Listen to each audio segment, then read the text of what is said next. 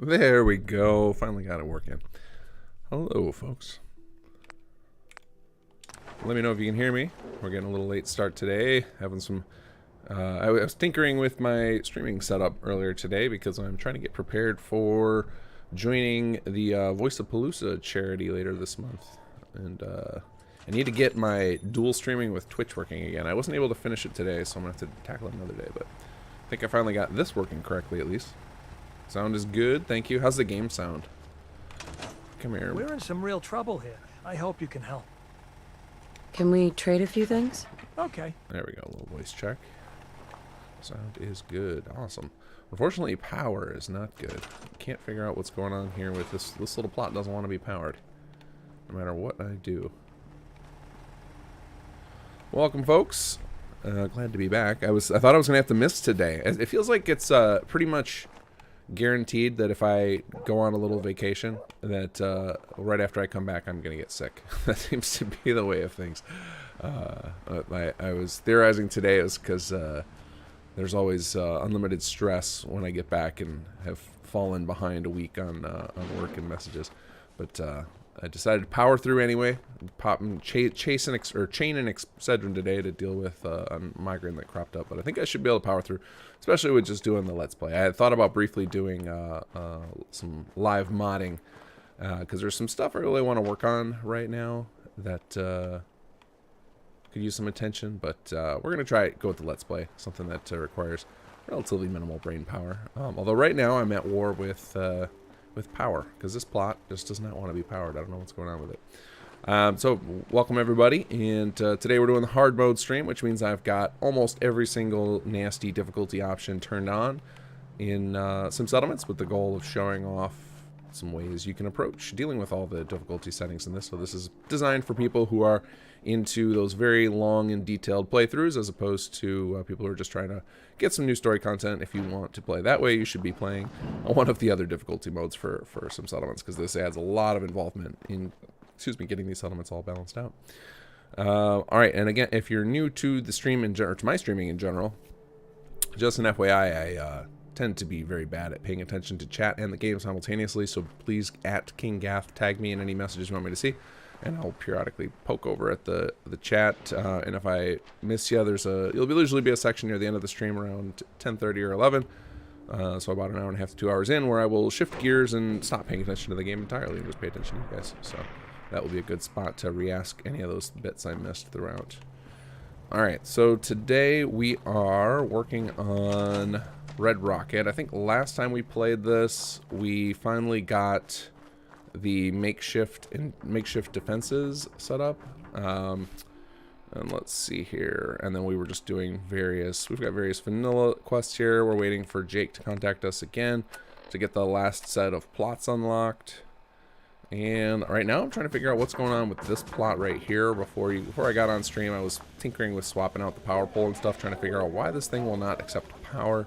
Because once we get it powered, I believe it's ready to upgrade. I think it's going to pop. And once we get a building plan upgraded, we get access to organic materials, which will kind of open us up to do a lot more. Jason Locrance, thank you for the donation. Thanks for the stream. Hope the stress levels decrease soon. Yeah, I'm less worried about the stress. I can usually deal with. My body deals with it less so. But yeah, I'm mostly caught up now. Just took a couple of days to get all the work problems that cropped up while I was gone ironed out. The Ron merch when? You know what? I think I started to set it up the last time we talked about it, and then I got distracted. So maybe next week. All right, let's see here. Let's try one more thing on this. Let's do a refresh plot. Let's see if that helps out. Actually, I wonder if I need to build a different generator. Try that as well. I think this thing's active, because if it wasn't active... Let's check though, let's see. It's definitely on. Because I think when it's inactive from maintenance costs, it gets marked, it's in that destruction animation state. So let's try this. Power. Let's see, generators. Let's do a medium. How are you? Okay, now it's powered. Why did this little guy not work? Is it still powered? Yeah. Alright, power you. I'm not sure why that medium one didn't work. It's only one power. Or the little baby one didn't work. Alright, now let's check. Okay, this requires 1 oil and 1 screw per day. Let's see where we're at with resources here. So we've currently got 20 oil and 18 screws. Okay, we're still good. So that's 18. Okay, so now this thing's only thing setting it back is happiness. So I believe we need to get up to 70 happiness. And actually, I'm going to preemptive strike raise the build limit here because it looks like we're getting pretty close to it. Let's see. Here. Oops. Manage.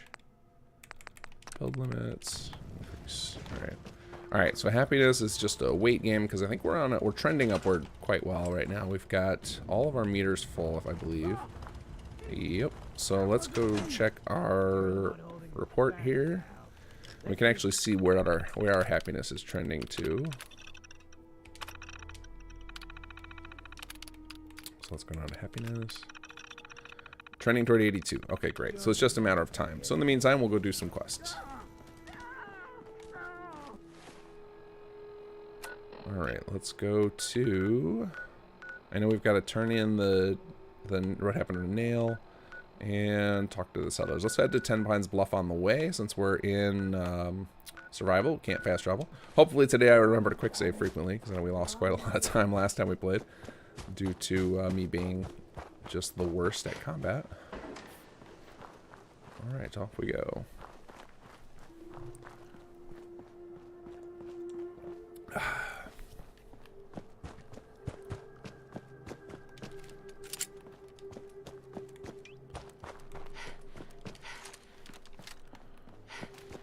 So I'm currently working with the folks at Fallout for Hope and Voice of Palooza to try and figure out when to stream. So if anybody's interested in joining me, I'm going to be doing a either 8 or 12 hour. It's still up for debate. Try to figure out all the logistics. 8 or 12 hour speed modding stream where basically I'm going to try and make a full playable mod and get it released in like one period, like one game modding marathon session.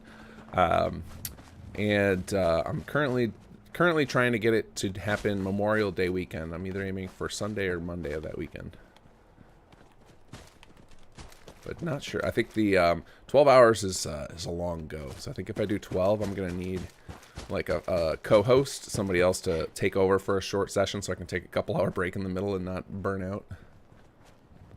But I think I'm going to dual stream on here and on my Twitch channel.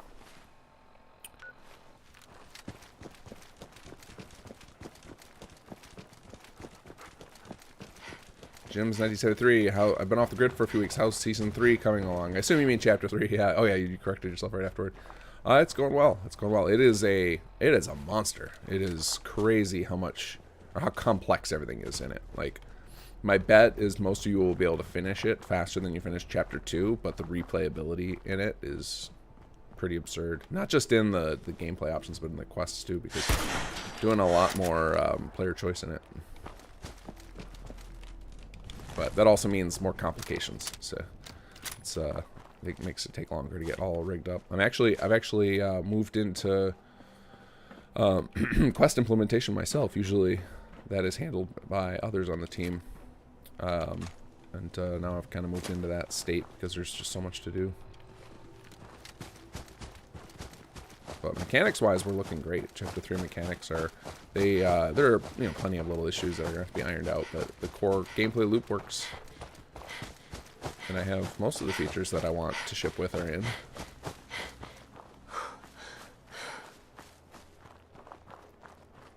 Make sure you set your radio to Jake's frequency. Yeah, it'll tell me when I discover the frequency, it'll pop up on screen. I'm sure you guys will see it and point me to it if I miss it.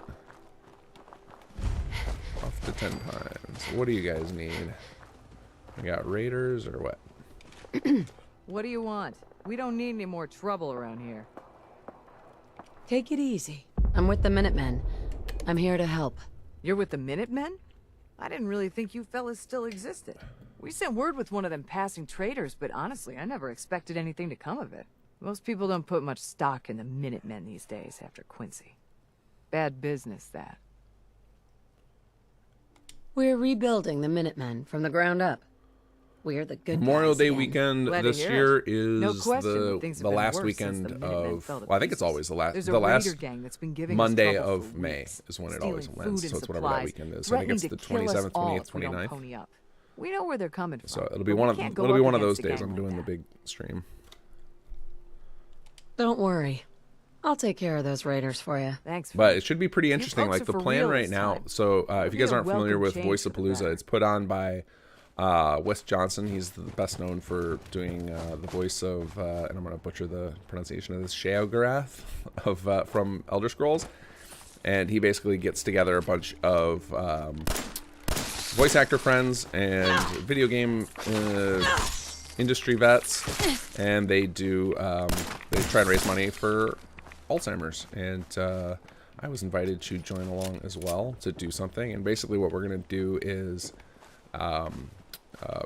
some number of people in charge of it, like whether it be Wes himself or some of the others, are going to basically join me at the beginning of the stream and help me get ideas for the mod we're going to build, and then we're going to build it all in real time, hopefully get some of the voice actors to do the characters, and then release the mod before the stream is even over. So that's kind of the gist of what we're doing. But it's going to be like a souped up version of the speed modding that I've done a couple of times on stream. So my hope is that we end up getting some pro help in this, because from what I understand, I saw a tweet from the Chad 76 podcast that they've got Emil, the lead writer for Bethesda, is going to be working with them to write an extension to the Fallout 4 story, and they're going to do it as a like a radio show, like they do for the Chad 76 podcast. So that sounds pretty awesome. I'm actually personally wondering if we could end up taking a chunk of what they do for that and turn that into a mod. That'd be amazing, because then it would feel like almost canon. But I'm kind of just offering my services to do whatever they want to do that they think will help raise money, because man, Alzheimer's is messed up. That is a scary thing. So raising money for that sounds great. No way I'm cracking Oh, this. that's right. I don't have hacker. It's funny. I always hacker, locksmith. Those are the type of perks I always take when I'm playing by myself. But playing with an audience, I feel guilty when I spend much time tinkering around with those mini games. All right, let's see. How's our water situation? Hey, we actually stocked up this time. Okay, now I should actually pay attention to where I'm going. I keep forgetting that I'm not Corvega. Oof, that's a rough one. I keep forgetting I'm not playing on regular, so I can't just fast travel around. I actually gotta hoof it. Okay, let's go turn in this quest to Sickle.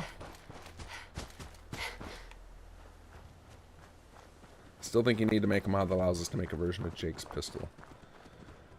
I mean, anybody's welcome to do that. Like, I'm shocked somebody hasn't already. Like, I don't usually, like, report mods to take them down or anything when people do things with our stuff. The only time I would is if somebody did something that broke some of our content. Otherwise, people are welcome to do whatever they want. I mean, we offer cheats right in the mod to do a bunch of stuff. Get him, doggo.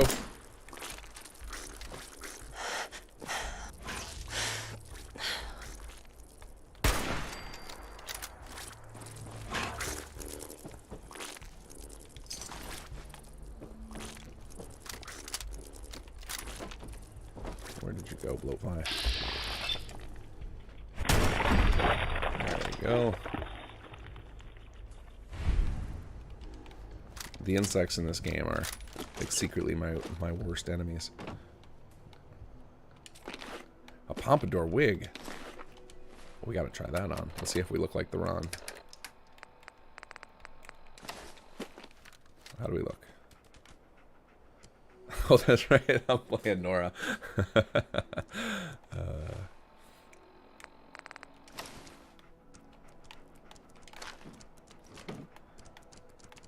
If we can ever figure out how to do a blonde pompadour wig, I will 100% fix that one scene in chapter 2. was always meant. That was always meant to be. All right, this way.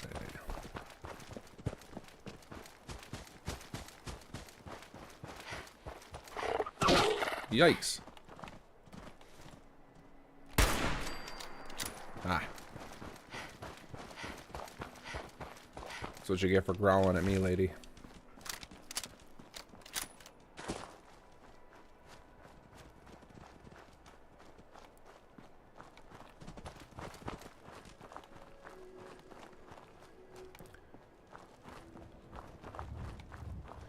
There's certain areas in the game, and this is one of them, where I spent just an insane amount of time getting quests to work for Conqueror, because that was my first... Conqueror was my first time really getting into quest stuff. Like, I had done a little bit in some Settlements 1, nothing close to what we did for Conqueror. And there were a few... There's like three or four scenes where you're wandering around out in the open, and you get ambushed by Minutemen. And this was one... There's one of them over here. And I just, I'm like, they're like burned in my brain with how many times I replayed them. This looks like somebody probably needs to die.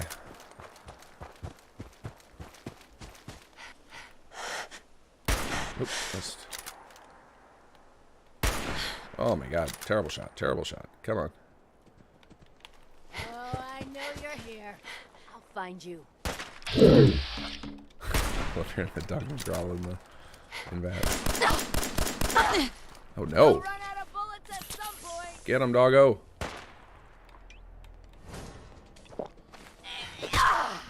Oh my god! I did not expect to die one-on-one to a raider. Survival mode is hard.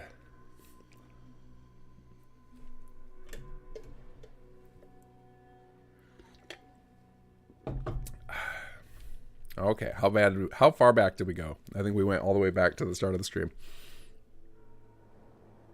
Yep. Oh, brutal. Oh, this isn't like my one. I mean, like, I know we've talked about this with that the same thing would have happened if I just failed when I failed to save. But the lack of fast travel is brutal. Okay, so we gotta fix this again.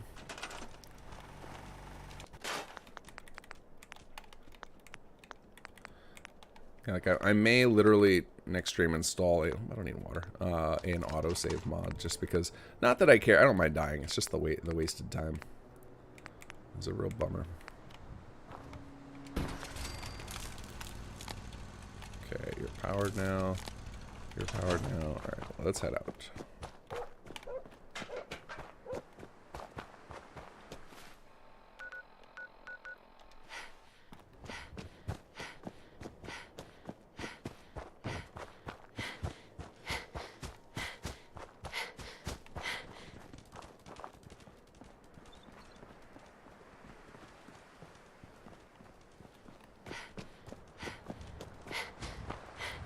Need to get into the habit of quick saving every time I attempt to get into combat. If I hear a bullet being fired, I should just smash that hotkey. What is the hotfix hotkey anyway? Look for that. I should know that. Controls. Is that, they don't list that? Oh, because I'm on the Xbox controller. All right, we're gonna try some keys here. Let's see. F8. That sounds like a hot. No. I'm worried I'm gonna actually hit quick load. F9. No. Did none of these work while I'm in? Hold on, maybe it's because I'm not. Alright, I'm going to go look this up. I don't want to... I guess quick loading, if I do it now, this is not the worst time. And none of them are working. What is... Let me Google this. It is hot save key on Fallout 4.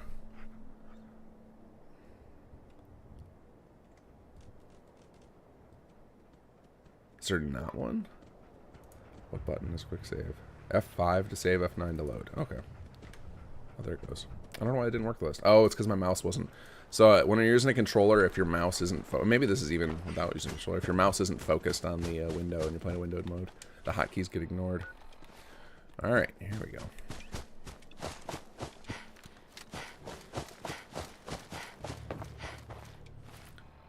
Oh, and I was going to go over here.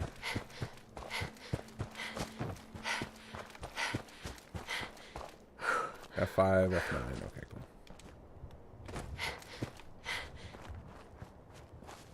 Yeah, you said F5, and I did as well, Kez. I repeated what you said. I just completely, like, in my head, for some reason, it was F8. Like, I was like, I thought it was a typo from you, but it was just me. I just never use it. I don't know why. Maybe it must be another game that's F8 that I had in my head.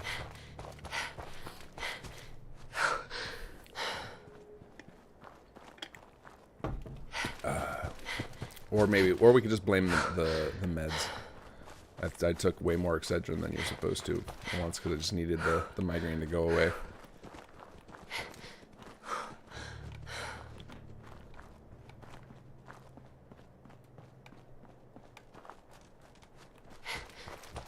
Oh, here's that. Oh, no, that was Ugly Dog. I thought it was that Rad Stag from before.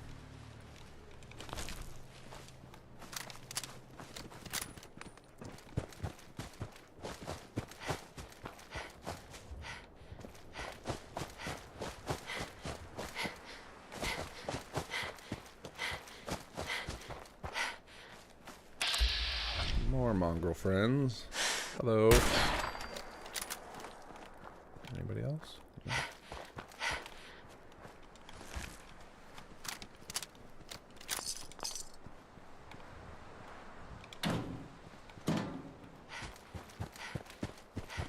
Oh, there's another one. Hello. Bye-bye.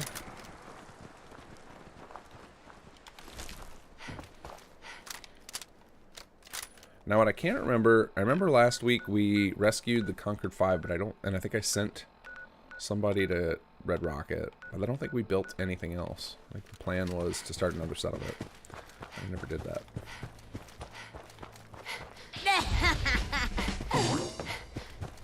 Alright, come on lady, give me your quest. Hey, What do you want? We don't need any more trouble around here. it's okay. I'm with the... You're with the... Most people don't... We're Yep, rebuilding the we're back. Minutemen from the ground. Glad to hear. There's a... We know where they're coming. Z Games, thank Don't you for the worry. donation. Hey, two I'll take questions. care of Are those any raiders for ya. PCs Thanks, friend. a stand-in You folks are for for you real besides this time. Sturgis? And two, is there a It'll be a favorite welcome battle change for currently or better. coming that you feel is most epic? No, there are no stand-ins for me. Yeah, definitely no stand-ins for me. I'm sure that's like, I'm sure that some of the writers have tried, but I don't know what they would pull in. I mean, they're like anybody who does tutorial stuff is technically a stand-in for me, because they're just having to write in what I'm trying to teach with the mechanics, and then as far as battles, like I mean, currently the battle for GNN is pretty fantastic. I really like the way that came out. It's very difficult. It's really cool to see all of your people running in like that, and the vertibird joining in the fight. It's really it's pretty epic. And then anything Chapter 3 story-wise, I cannot comment on. I can only say that there will be lots of battles in Chapter 3.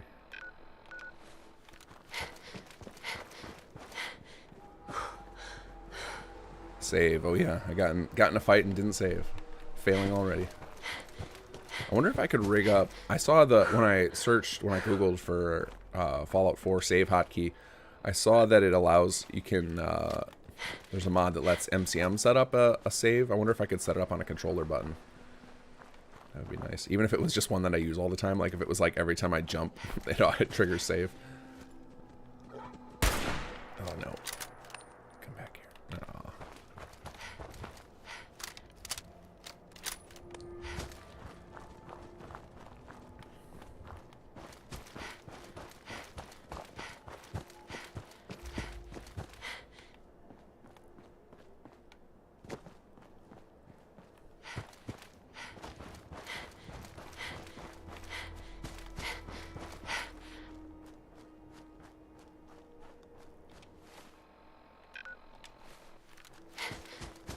This is actually, normally I am just talking to myself all this time, but with the head cold, I'm a little slow on the uptake here. Trying to just keep glancing over at chat to keep engaged, despite my claim at the beginning I wasn't going to do so. Okay, I feel like I got in a fight over here last video. Probably as part of the section before I died and had to reload. I also feel like I'm about to get in a fight with a bunch of bugs. Yep, there they are. It's like super mutants in front of me and blood bugs to the right.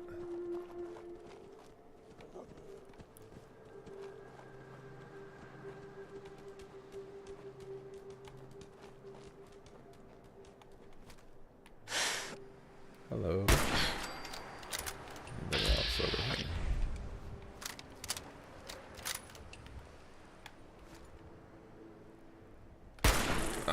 Oh, I got him.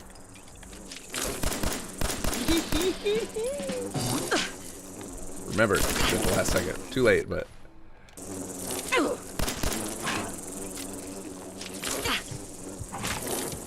Dog meat, tank 'em. Aha.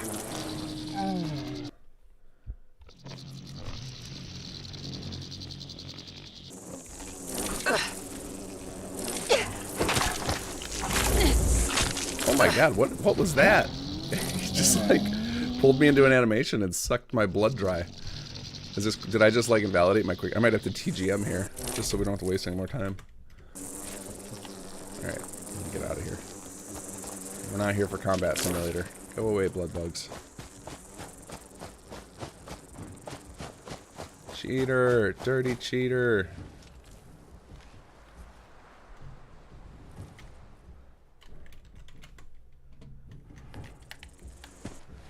Oops.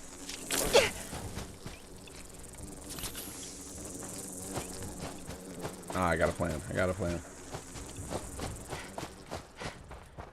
Feel insomnia. Alright. This is how we're gonna deal with the blood bugs. So see you later, suckers.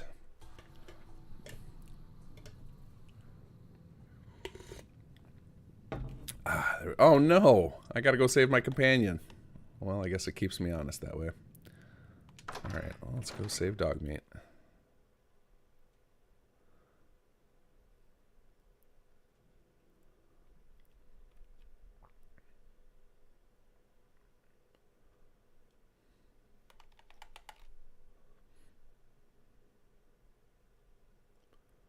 Any sneaky chapter 3 tidbits you can feed us? I mean, story is pretty much hush hush. Like even the one of the Patreon oh god, they're still here. One of the Patreon perks we have is a dev update video where I tell them about what we've been working on, and I won't even tell them about story stuff.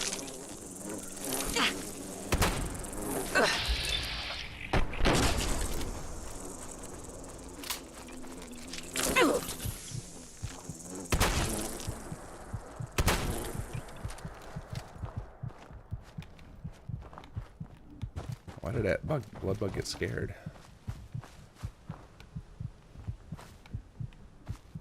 Also, which way was... Where's dog meat at? Oh god, I hear him again. Dog meat.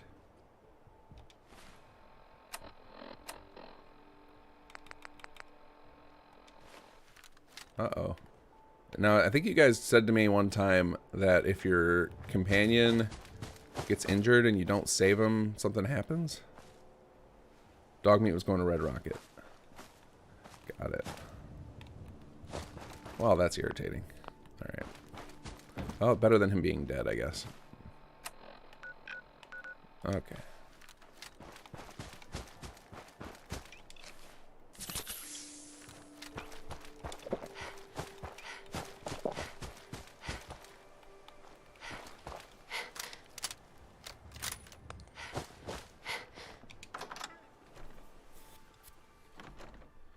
Will YouTube let you stream at 1440? I mean, YouTube might, but my PC can't handle it. I can barely stream at this. Huh? Back with no nail? What? Did he make own tribe? Ha! You think he can kill Sicko? I found his body. He's dead. Dead? I'ma not be happy. Asam's maybe not lucky. Human can take. I'ma Nail dead. Brother! No! Nail was stupid. Hammer is stupid. Sickle not surprised. What you say? Nail weak. Stupid like Hammer. You killed my brother! We'll just let them fight it out. All over now. Ha! Sickle, best super mutant, smartest super mutant, strongest Where super are you mutant. going? Human can take Hammer's old job. Human make good super mutant. Tiny, but good. Okay. Care to elaborate? Human have tiny body, but human have super mutant heart. Human welcome here. Want more ASAM Blinkies? You come talk with Sickle again, human.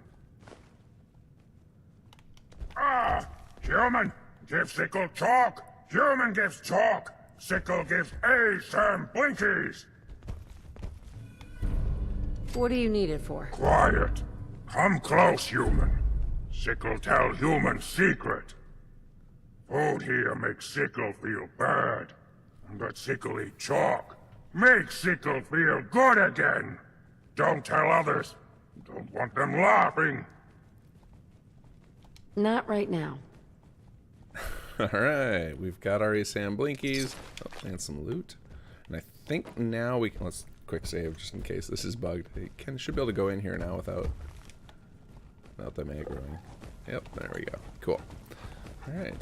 Well, let's have here. Human, give Sickle chalk. Human gives chalk. Sickle gives ASAM Blinkies. Very nice, thank you. I don't know if we could done one thing I wish you had done for the GNN attack is add a cutscene that plays before the rush across the minefield that shows the ally factions preparing for the attack. Yeah, I mean, doing those cutscenes is incredibly difficult, and doing them out in the open world is effectively impossible. Just too many variables we lose control of, like scenes like the cutscene we do with Berman and Algernon. That's a lot of work to get those working, and that's in a super controlled environment. So, unfortunately, this game was not designed for cutscenes. Okay, we need to head back to Red Rocket. We got to get our dog. Especially if I'm going to go do Corvega, which is always rough. Alright, let's get ourselves a map marker. Let's see. Yes. There we go. What is my medical emergency now? Insomnia? Is that what it said? What is that? More sleep. Oh, that's easy to solve. Oh wait, can we grab Taffington here? I guess we don't really need more settlements, but... Oh god, more blood bugs.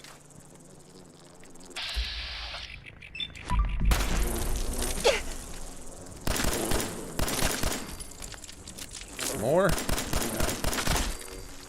Why are you guys easier than the last batch?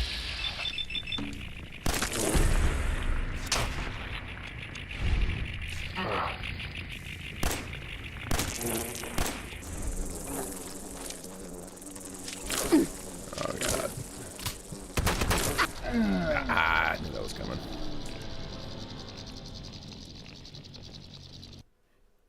I hate the insects in this game. Even when I'm not on survival, the insect swarms are terrible. Okay, so this probably was right after I came back out to say, right when I came out from doing the quest. So like 20 seconds ago. All right, so that's good.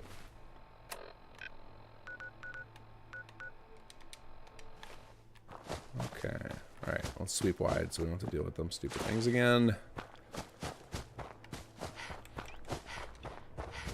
And let's get reloading here while we walk.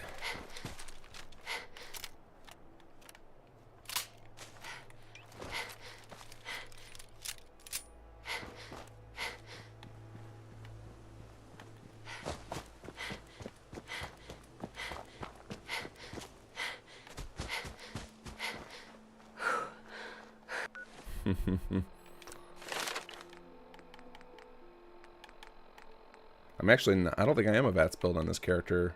Mod Hunter, I think that was my last character. This one I'm not. I don't think I've committed to anything. I think I'm actually supposed to be sneak rifle, and I have just not been playing that way. Speaking of, where are we at with...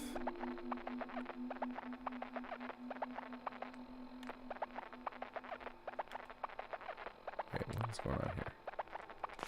Okay, I guess I only have the. I thought there was a 5x for that too. Isn't there another? Or is that the level 3 of this? All right.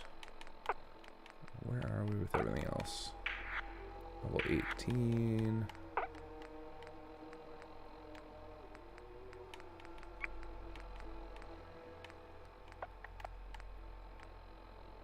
Yeah, we'll save a perk for now. I don't know what I want.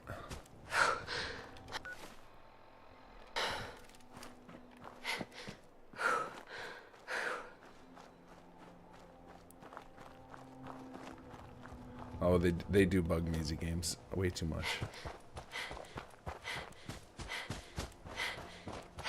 They're quick darting around.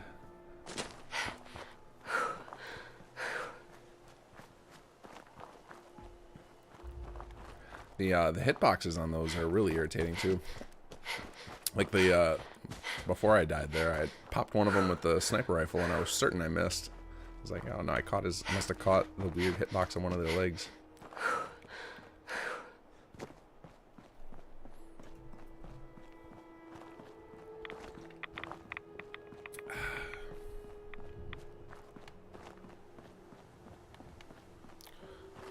Wait, what was that? Could have sworn I saw a person over there. Can't tell if that was LOD or imagination.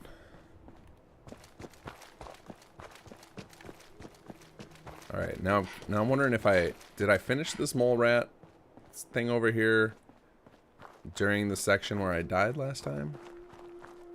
Nope, I was actually it's actually canon for this character.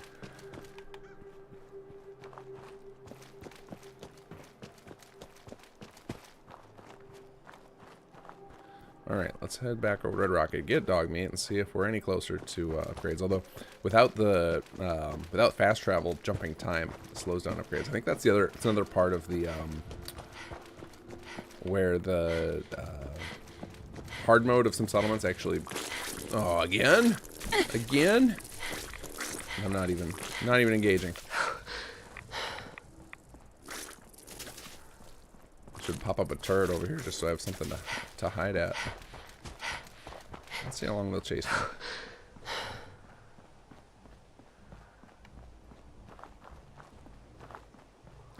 But anyway, before I got it rudely interrupted by them damn flies, the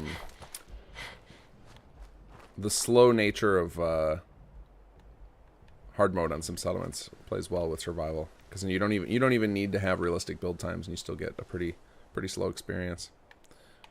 All right, sure, we'll craft.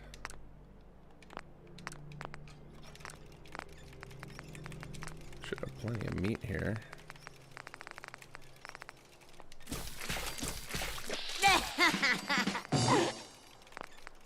That's it. All right. All right, and then I think did I put a bed in here? No.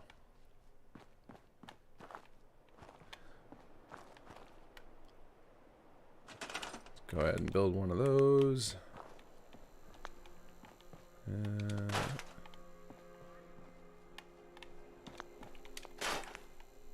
Oh, there's just some Nuka-Cola land right there.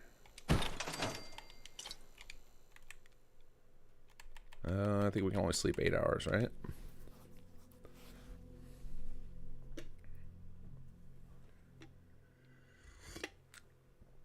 Oh yeah, I use my AP on sprint. Yeah, I pretty much just sprint perpetually. That's because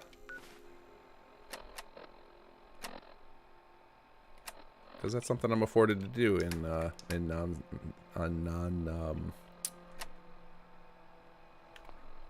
survival mode. Here we go. Let's see. Still more sleep. Okay, and then I need food and water. All right, well, let's just sleep again first.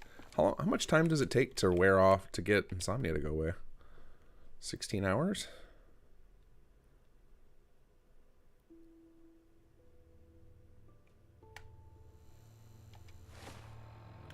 Still, what is going on here? Oh, but then at least that passed some time to get Jake's private signal back. All right, so let's do some grilled food. Properly fed, cool. And then I guess we'll drink some Nuka-Cola.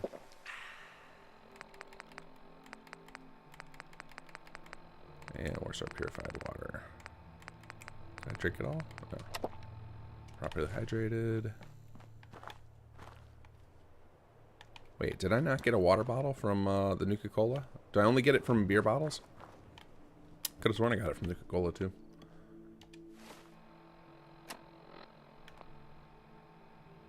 More sleep.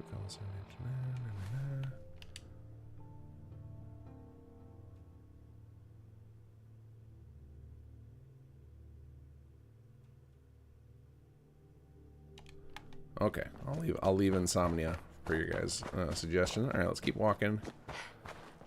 Off to which way? Okay. All right, I guess we can listen to Jake's thing too, and we'll get that. We'll meet him up after this. Hey there, darling. How you doing? Would you prefer grilled rad roast, ketchup, or barbecue sauce? Ooh. Also, this is pre-recorded. I don't know. I'm not on the whole the bug protein train. After a little tinkering, a few I think barbecue would probably still not been mask the flavor a little more. Not exactly the best news, I know. But as it turns out, too many of its parts are degraded beyond use. However, here's some good news. An acquaintance of mine did some information digging, and we made a little discovery. Turns out, there's a building in downtown Boston where we may find a second comm hub in better condition. This message should trigger a marker update on your Pip-Boy's map. I'll be waiting for you there by the time you hear this. This has been a pre-recorded message. There we go. So not too much longer till we get the rest of the plot types unlocked.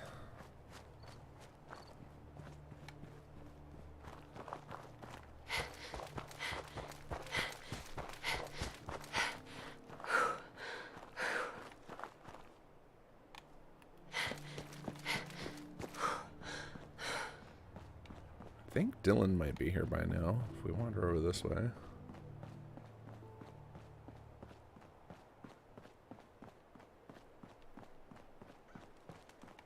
Well, his little thing is there. No sign of him yet. Alright. Dogmeat, I'm sorry. I ran away like a coward with my God mode on.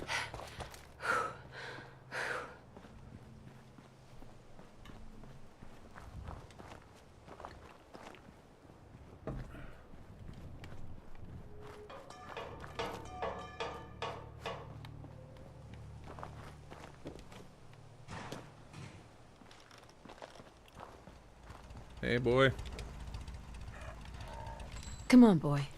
It's time to go. That's actually a good, like a nice penalty they came up with for having somebody companion abandoned in there, because it's actually like in survival mode it's actually quite a chore to go back and get them, but you don't actually lose them, which is nice.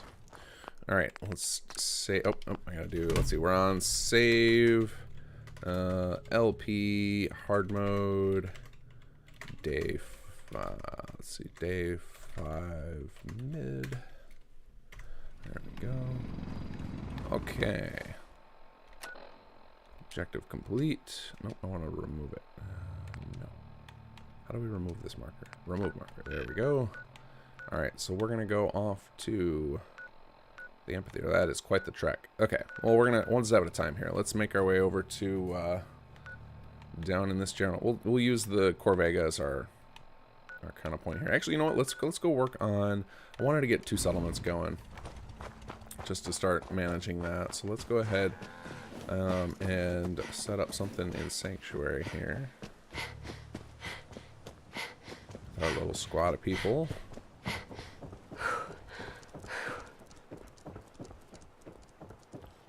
Yeah, TGM's definitely off because I keep using up my AP.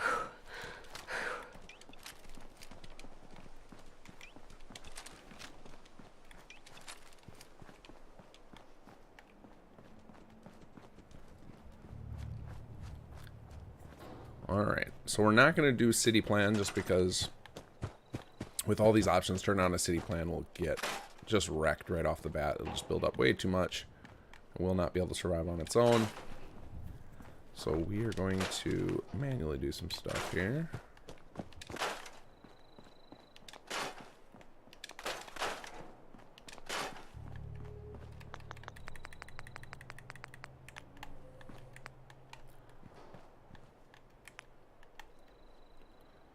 Okay, give these guys some residential plots. And since we don't have caravan services yet, these guys are going to have to be self-sufficient, which is fine. Go ahead and get... They should all be pretty high stat people here, so they're all named characters. So we'll give them agricultural, and we'll give them a junk plot, and we'll give them a defense and see where we're at with stats after that.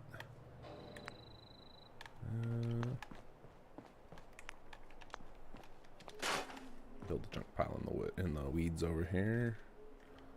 Surface snap off. And one of these.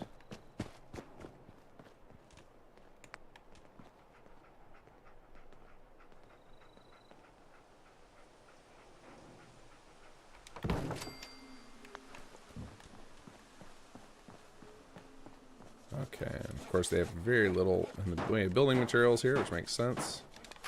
We'll scrap them some more stuff.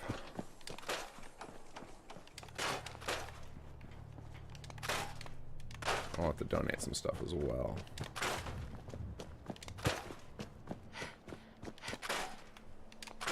They're gonna need asbestos, is what we always ran into before. That should be enough steel and wood for now. Okay, the industrial's building, farm's building. Let's see which industrial building. Okay, yeah, good. They're building junk. That's what we want. See if we've got anything we can donate here. Actually, we're gonna have a problem with city planner's desk. Can we build one of those? I guess no. Let's see. We need. Let's go ahead and tag for search. Aluminum, circuitry, and screws. Actually, well, we can actually donate right to the workbench too. All right. Let's see what we got here. Let's see.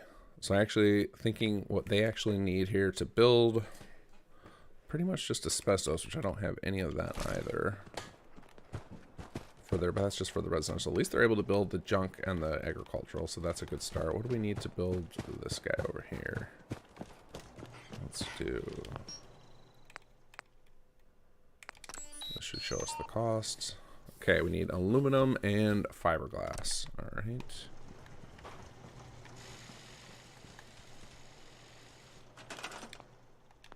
Let's just steel. Well, I might as well. Where can we get some aluminum and fiberglass? I think the boat bathtub's going to be ceramic. Yeah, I'm not sure why not.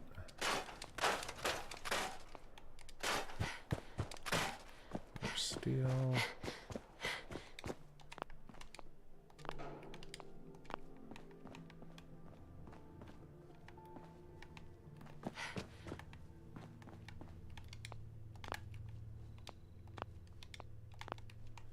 Yeah, I guess you only get real cheap materials from settlement scrap, which makes sense.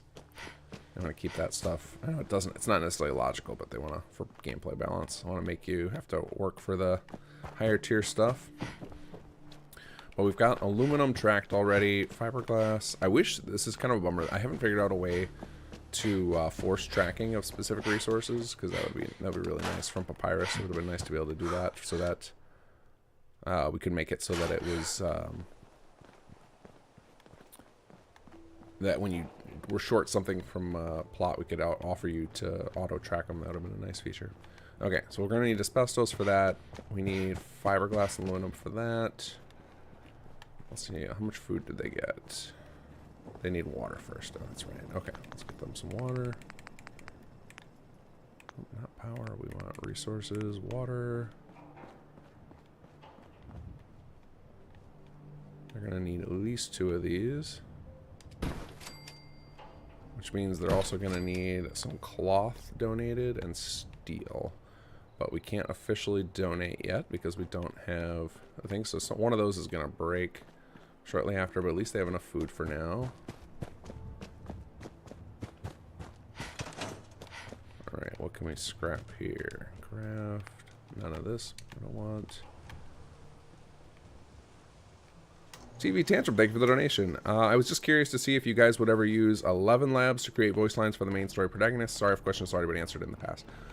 So our stance is on that we will not do that because there's a lot of moral issues with it. I mean, it's already been, if you haven't seen it yet, the voice actress who does the voice of Nora has already issued a stop to Nexus mods. So like voice actors are turning against the AI stuff. So, but even before that happened, we had already decided internally we weren't going to do that, just because we have enough voice actors that have our ear that are just like kind of creeped out by it, and like, you know, having their voice say things that they didn't agree to say is just like, it's slippery slope stuff.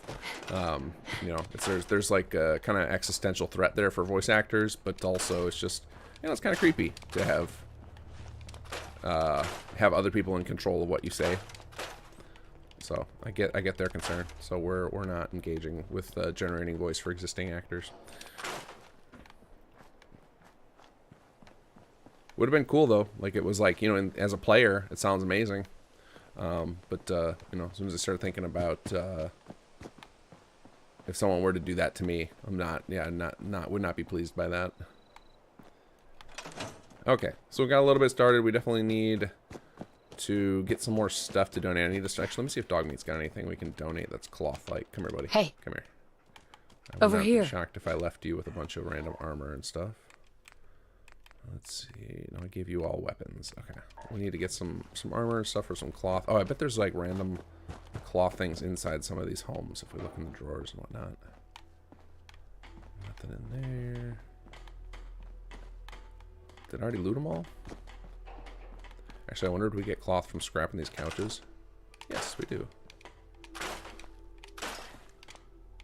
Okay, so that should be enough cloth to get them through for their maintenance. Although I'm fairly certain we have it set up by default. Let me see if that's an option. By default, to only use resources out of the workbenches while the player is there. But I can't remember if we have that set up as an option that you can turn on. So let's see here. Probably be under costs. Pay costs from workbench. It is on. Okay, cool. The costs will be paid from the workbench inventory. Otherwise, they only ever spend resources generated themselves while they do it through the city planner's desk. So it is on. Okay, cool. Okay, so they should take the cloth from there and the steel so that those water pumps won't shut down because we have maintenance costs on.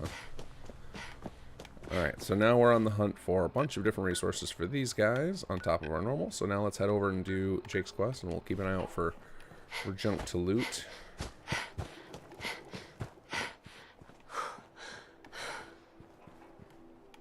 Also need to keep an eye out for more empty bottles because I'm in desperate need of some water.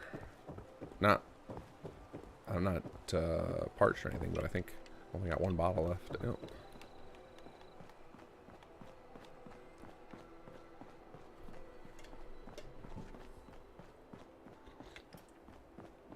So, sorta Nora VA was the only one that asked for a mod to be pulled off site. So Nexus taking a policy of the VA to remove, they remove it. Yeah, I think even had they not done so, I'm glad that they put out that post, because I think it's slippery slope stuff. And like voice is like one of the few, like I have with like the AI generated art, I kind of lean more toward the AI's side of things, because it's a lot like, you know, the argument with that is, hey, if you you know, if you as an artist trained yourself long enough on somebody's style, you can emulate it. And like, you know, like that's how I taught myself. I learned how to draw by just copying the styles of like Warner Brothers and Disney cartoons, and I taught myself how to do that style. And it took me a lot of time. And so like I learned by doing that. I think a lot of people learn by copying, so I can kind of see where they're coming from with AI and cloning styles and whatnot. But with a voice, like that's so unique, you know, it's very hard, even impersonators, it's very hard for them to actually completely emulate somebody's voice, because there's just so many physical nuances with it, and it's very personal, and something you're kind of born with. So for people to be able to steal that just feels a little creepier. Like, I mean, I'll probably fall on the side of when it comes to AI starting to be able to generate like photorealistic images of real people. Like, I think I'll kind of lean toward the same feeling I have toward the AI voices. Like, it's like, yeah, that's getting into sketchy territory there. Like, that's one where I agree with people who are like, they don't want it. Oh, what's going on here? After that, you'll never see me again. I promise. You ain't gonna rat us out to the Institute. Don't come any closer, friend. This doesn't concern you. Please, help! They're going to kill me. Shut up. What's going on here? This thing's a synth. That's what. We've been traveling with it for weeks. But then today he finally let slip that he's an Institute errand boy. The whole fucking time. Because I thought you were my friends. I'd never be friends with a damn synth. You already were friends with the synth. Now please, just let me go. You think I'm stupid? You're just gonna run off and get your Institute buddies to come put us down. That ain't happening, pal. I'm not with the Institute. I ran away. I just need to get to Bunker Hill. Then, I swear I will never bother you again. Please. You believe me, right? You can't let them do this.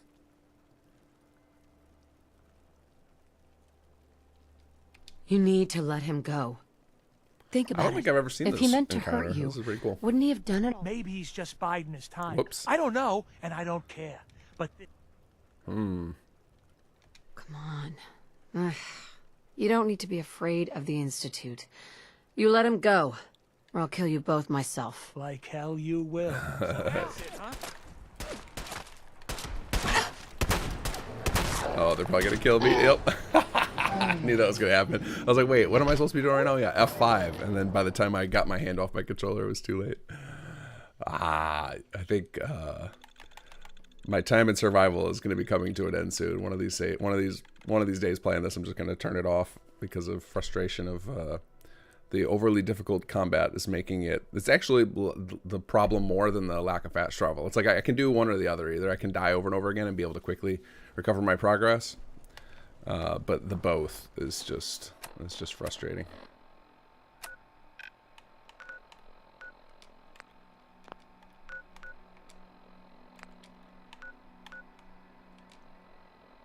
No, I just want the marker to go away.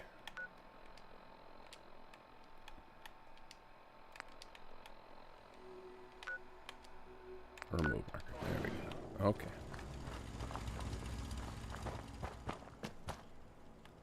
Okay, so now did my progress in Sanctuary get reset? Probably. Z Games, thank you for the donation. More of a joke idea for a Kinggath NPC, but an NPC that travels and says, "I'm Kinggath and this is my favorite settlement." Mass Effect Shepard joke. Oh yeah, from the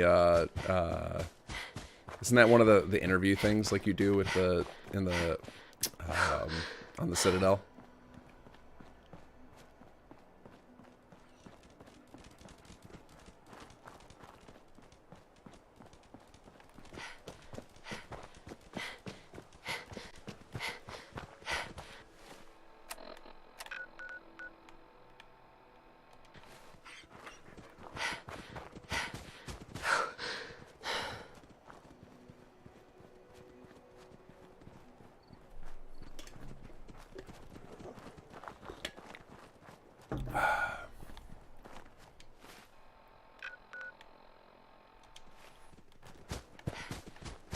I will say the combination of all the walking and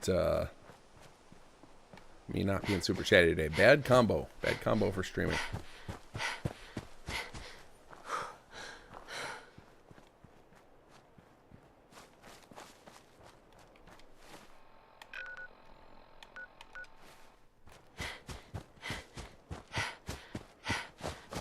What do we got in here?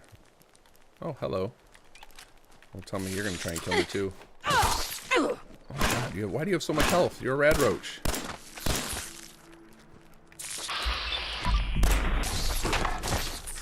You deal with him, dog mate.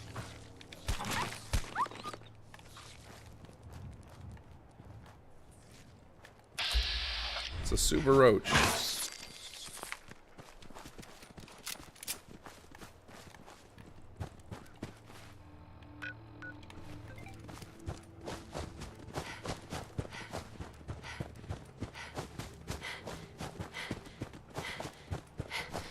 Okay, here's Starlight again.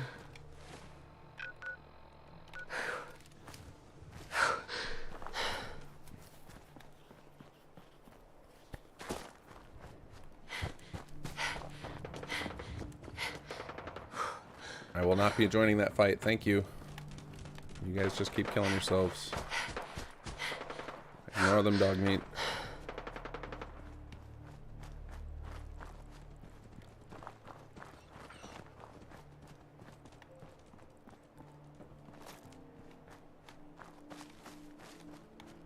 Okay, guys. It might be just because I'm a little tired today, but I think this is the end of survival. We're turning it off. I want to fast travel so bad. I'm just so bored walking right now.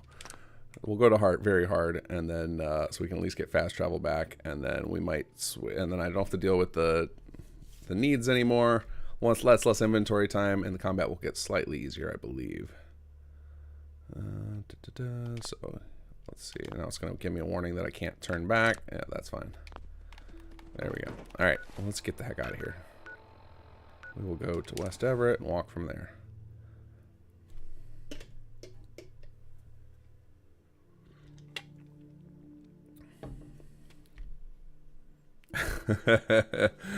Everyone unfollow. Yeah. I actually don't hate the survival. What I don't like is the it's because I'm streaming. Like, it makes it like I'm constantly worried about like keeping you guys entertained, and if I'm boring myself doing it, that's not a good combo. Like, if I get bored playing survival, I can just stop playing, right, and go do something else. But if I'm doing it for an audience, I don't have that option. So like, I'm too tired to deal with it right now. But I've genuinely enjoyed this change of pace. But it's just the constant setbacks from the deaths, and then not being able to fast travel back. It's just too slow.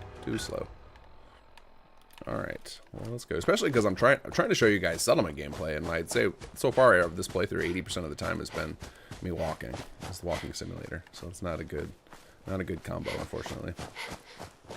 I also don't feel like the survival stuff that I'm doing, I don't feel like there's a ton of that would have greatly impacted the Sim Settlements gameplay loop. I think we've done a good job of keeping those resource types separate. Like, we're not really asking to use your food and water and medicines for the most part. So I don't feel like I've had to sacrifice one thing over the other for the sake of mechanics. Perfect shot.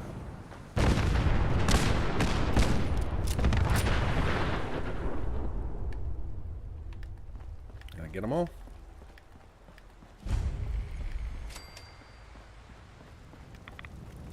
Would have been awesome if the bridge collapsed when you did that. Just one of those. Oh, did not expect that moments.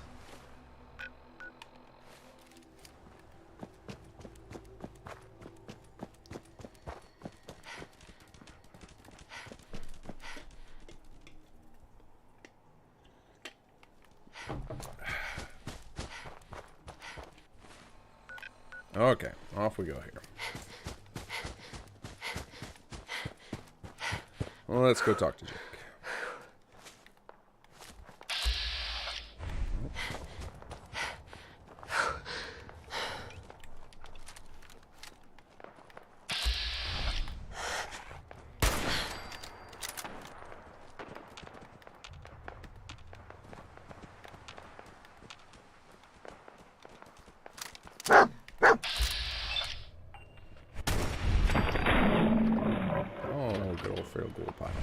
Grenades. Appears we do.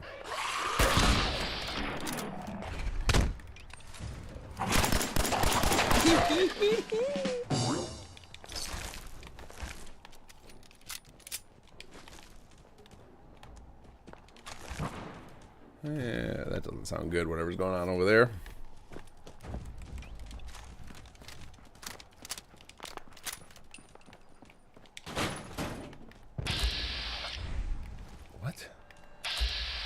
A mysterious ghost super mutant. Hey, buddy.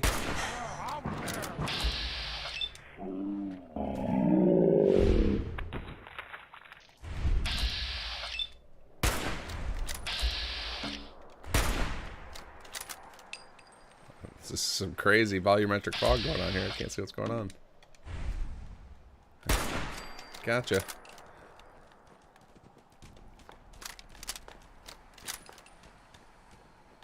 What is this place? Mass chemical. Okay.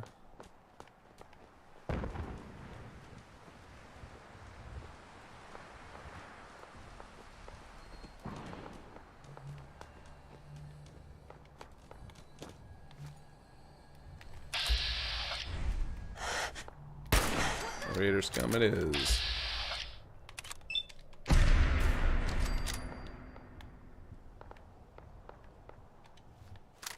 else? Oh, I see a turret. Oh, oh, is that someone vaulting a wall? No need to hide. It'll all be over soon. It will be, you are correct. We're not in survival mode anymore.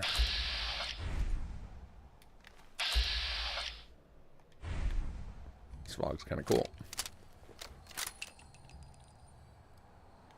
Come on out. I'll make it nice and quick. You can trust me. That's for you.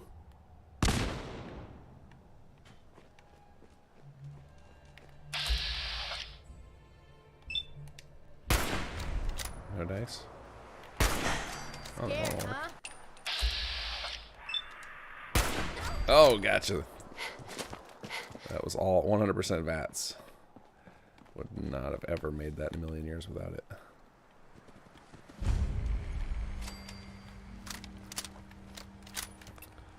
Monsignor Plaza, the place that everything defaults to. So Monsignor Plaza is right around the world's 0, coordinate, so it's like the very center of the map. And whenever you set up a new map marker, it gets named after this. And then, like, if you screw up your locations, everything gets put here. So there was once it might still be happening, to be honest. There used to be a bug where a lot of items in Sim Settlements would end up underneath the world right here.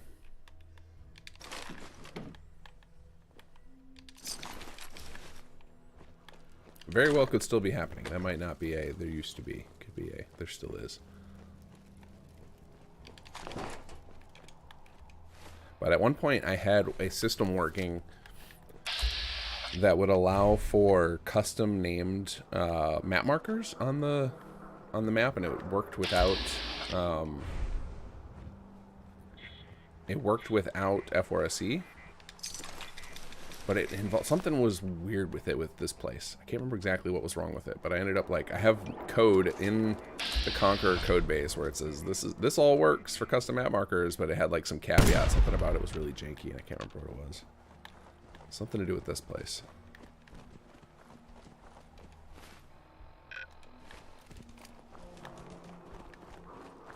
All right, well, let's not push our luck here. Let's remember that quick save.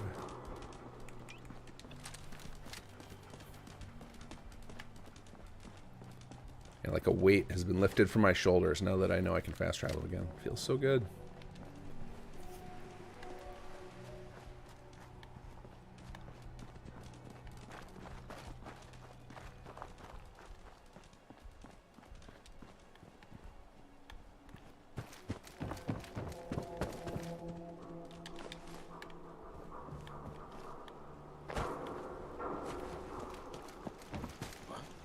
Oh, oh.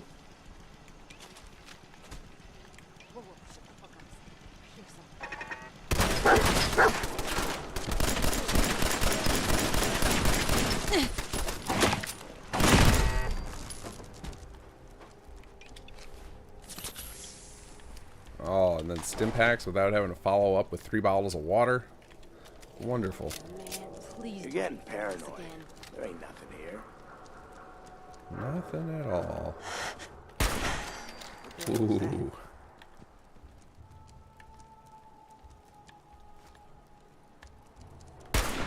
Oh, he took whatever that guy had on his body. Whoa, a whole pile of you guys. Get up! Get up!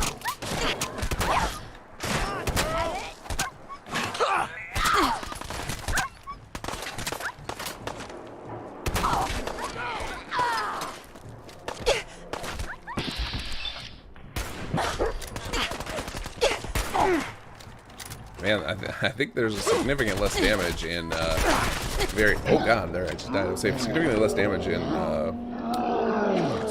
very hard versus survival. It seems because I took a lot of bullets there before I died. Uh-oh, I just crashed the game. May have. Oh, there it goes.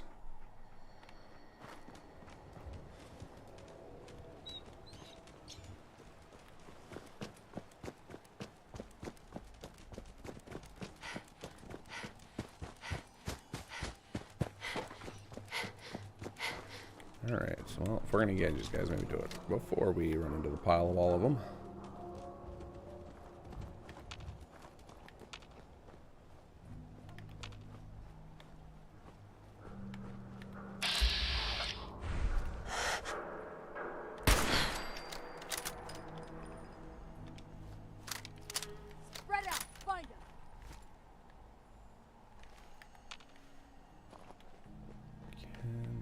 that. Open fire! Uh-oh. There they are. Ah. Get off!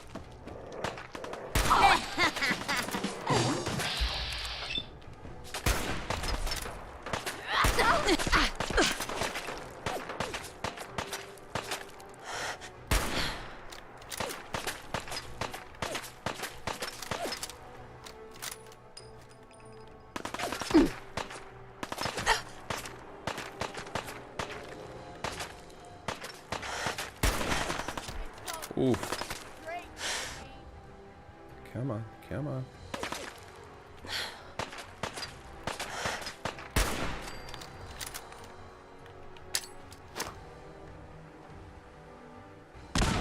Gotcha. Oh wow, that launched him good. Alright, who's still alive here? Is that who's fighting me? I think it is.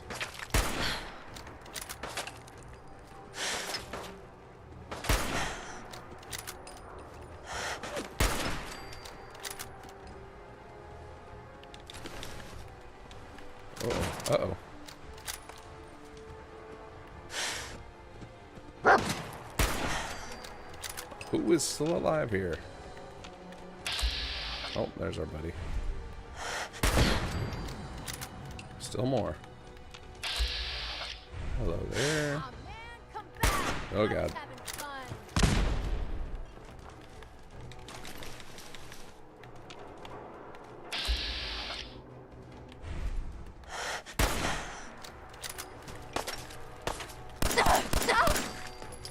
There we go. Finally cleared the place. Alright, let's, again, not tempt any more fate here.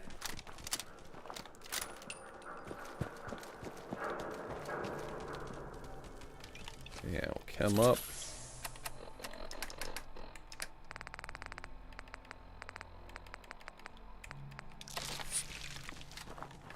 Okay.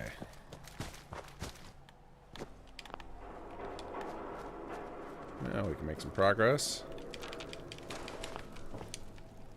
Oh, poor settler. We'll put your cloth to good use.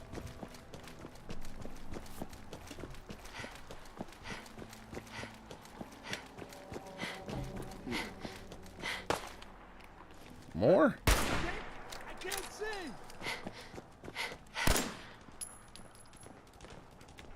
Whoa, whoa. Get off! Get off!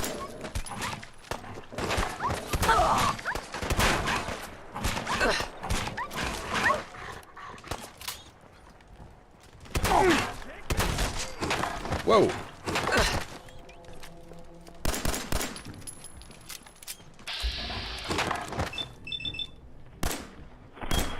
Oh god, why do you have so much armor? Oof. Oh man. There's like a whole other camp here. Holy cow. Quick load. It's like the same amount of raiders on this side of the bridge as was on the other. Not anticipating that. Okay. We're gonna have to go on one of my patented thrifty shop runs back at Diamond City after this to restock on ammo.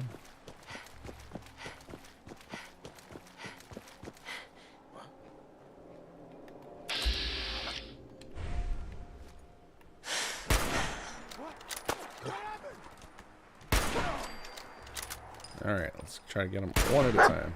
Alright, dog meat, you're on tank duty. Thank you. Nice. Alright.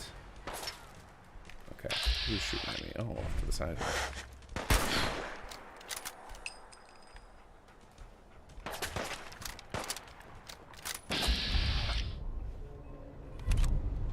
If you guys could just kind of one by one come up the middle here, that would be very helpful for me.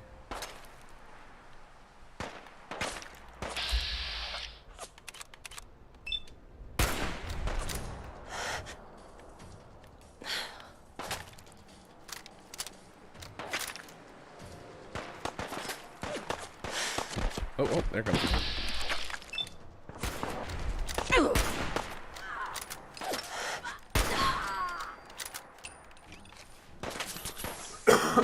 Excuse me.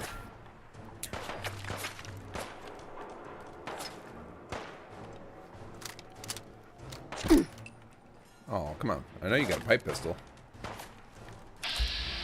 I'm surprised I can VATS target from this far back. Okay, well that's not very fun. I guess now that we're in easier mode, we can just jump in the water here.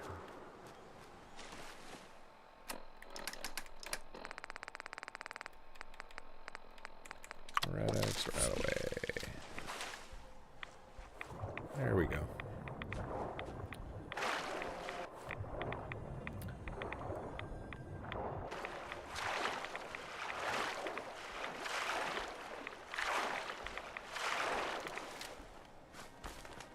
Problem solved. All right. F5 it is. Well, let's make some progress tonight. Hey, darling. Say, you spoken to any of the people around that old theater? Those glazed eyes, creepy smiles. You read any of their little pamphlets? I tell you, they ain't right in the head. Nice to see you getting out and about. Well, truth be told, I kind of enjoyed our last little outing together, despite all the bullets and stuff. So, figure I'd come meet you. Anyway, as I said in my message, I've been unable to get our comm hub running. Honestly, given the state, tech like that ain't designed to be left sitting around unused. Too many of its components have seized up or just degraded over time. Anything I can do to help? As a matter of fact, yeah, there is. If we want more out of ASAMs, we need a comm hub that works. But as it is, I don't have what we'd need to repair the one we have. However, fortune has smiled upon us. A friend of mine discovered where we might find a second comm hub, in better condition. As well as a nice stockpile of ASAM products to boot. So if you'd care to join me, I want to go check this place out. Is there anything else I should know? Nothing that's relevant. So, you ready to go check this place out? Sounds good. Let's go. I knew I could count on you. With luck, we may just find ourselves a working comm hub. Or at the very least, a few ASAM goodies. Here, let me update your Pip-Boy map. There we go. All right, lead on. Now, I'm not sure. I can't tell if Tom is just like a damn wizard with keeping exactly to script, or if we've already taken a pass on updating the subtitles. Because inevitably, whenever we're doing these, whenever we're getting the recordings, occasionally the voice actors will go slightly off script, and then we end up with like these slight inconsistencies in the subtitles. And normally, that can slip on by. But if the differences are too many words apart, then it breaks the lip syncing. So I actually recently wrote some AI assisted tools that will automatically dictate what the voice actors actually say, and we're going to start doing passes to bulk update most of our quests with that system, so that the subtitles will more perfectly match whatever the actors say. What's that? It is the end of you. That's what that is. Over your culture Oh god.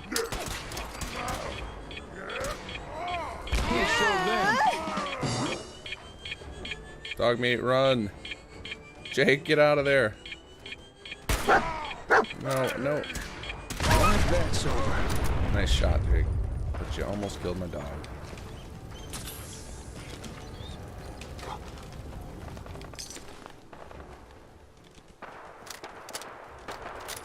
Give me your loot. We've got settlements to build. We may not be in survival mode, but we're still in hard mode.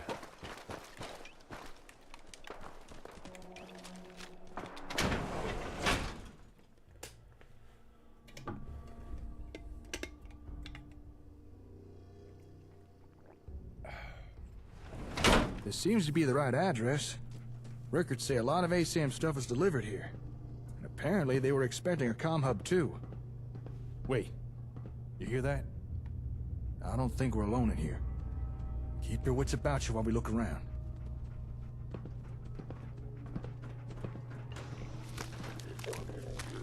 Ghouls! Oh, boy, howdy, that hurts. Yeah, Jake, you're stronger than me. Take him.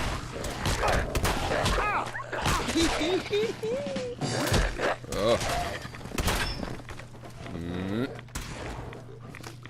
Nice work, Congo. Here it comes. Oh, God.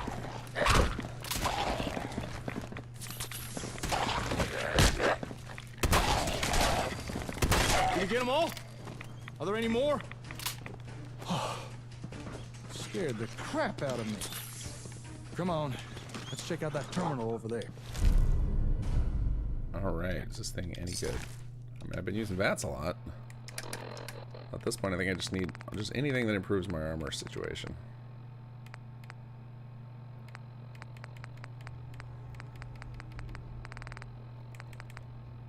Oh yeah, this is just straight benefit. Awesome.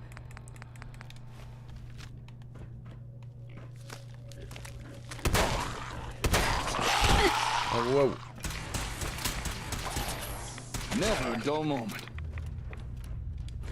Ugh, that better be the last one. All right. Looks like we're in the Vault-Tec headquarters for the Commonwealth. Well, that's kind of weird. Assuming this is the right place, why would a Vault-Tec facility be having ASAM equipment delivered? Didn't one of the ASAM sensors talk about Rovco being in partnership with Vault-Tec? Maybe that's why. Yeah. Something like that. Hold that thought. Just found the employee records. There's a name in here. Magnuson. Have we heard that name somewhere before? That sounds familiar. I can't shake the feeling I'm forgetting something important. It was somewhere recently. We were both there and... Wait, I remember now. The terminal records at the satellite station. We read the same name there. It was a Magnuson who had the comm hub we found shipped to Olivia. Huh. Maybe this guy was in charge of delivering hubs or something? This seems like something we should look into. Maybe this Magnuson had an office here. Let's see if we can find it. Oh, I hear more ghouls. Somebody said there's another legendary I missed? Where did I miss that? There's that one. Oh, there he is. Freezing powerful sniper rifle.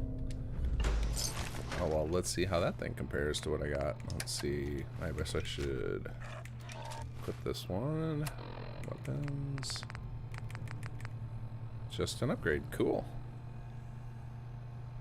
Range is a little worse. Weight's higher. Range is 215 versus... Wait, but that damage is crazy higher, right? Oh, it's just plus 14 from the free... Well, that's fine. That's a boost. Oh, that's not what I want. This button here. There we go. Fancy. Yeah, scope.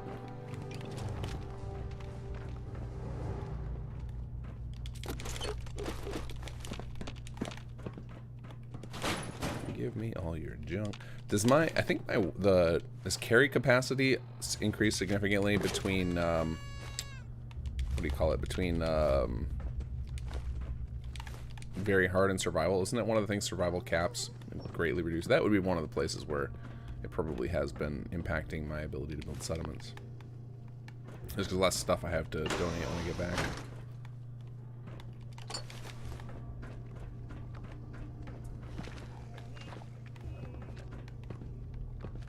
I hear you, creeping ghouls.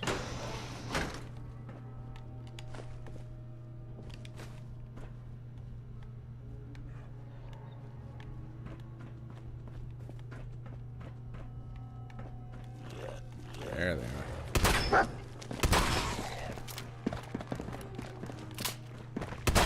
You're up, doggo. Oops. It's over.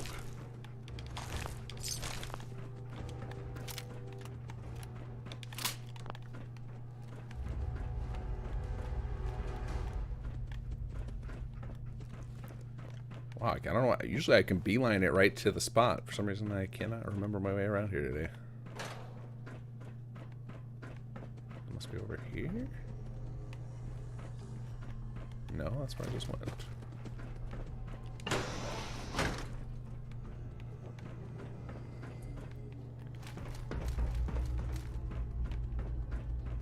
No, not there. Oh wait, is it right here somewhere? I know it's somewhere like where we had to teleport Jake behind you because oh yeah, this is where we're supposed to go next, and I'm getting there ahead of time. Nice work.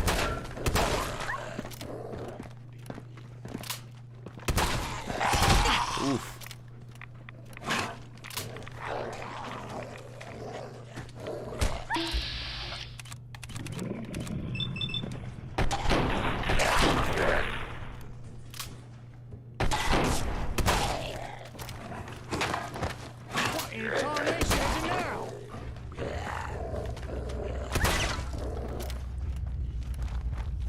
Yikes.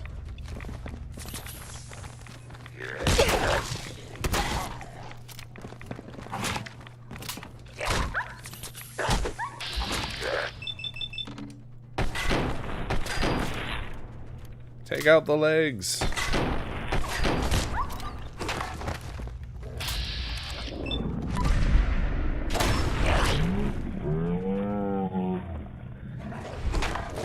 Good. There we go. Jeez. It's over. Ooh, the never-ending instant whistle. What is going on? My headphones keep going out. There it goes. Alright, maybe that can replace my double barrel, because this thing's just not really cutting it anymore. Let's see. 53 solves. Well, we'll go ahead and put it on this one, and we'll see if it's any good.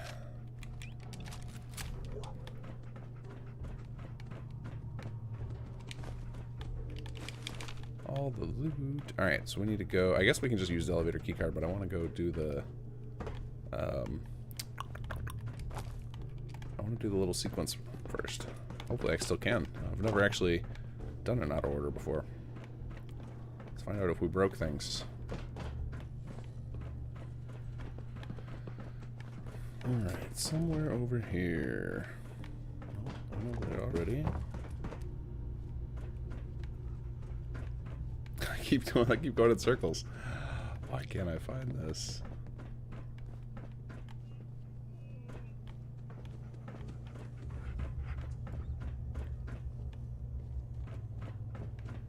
Ah, here we go. Hey, look there.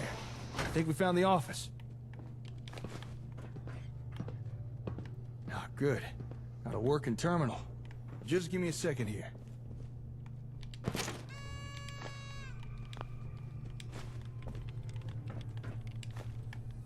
Whoa! This is some serious security. Ah, damn it. Can't crack this password. Oh, come on. All right, terminal. You asked for it. Finally, I'm in. Okay, let's see what we can learn. Huh. Well, I never. I think I discovered why I wonder if Vault-Tec was Bethesda so ever interested witnessed in this ASAM wonderful equipment. camera angle in their If testing. I'm reading this right, it looks like Vault-Tec was trying to develop a rival product to the ASAM sensors.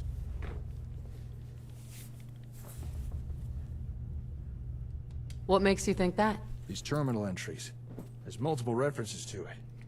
Seems this Magnuson was hired by Vault-Tec because he used to work with Robco on the ASAMs. They must have wanted his insider knowledge. Although, judging by his terminal entries, I don't think this guy took his job here very seriously. Scratch that. He really didn't take his job seriously. In fact, he was using his position here to embezzle company equipment. That's a hell of a risk. The nerve on this guy.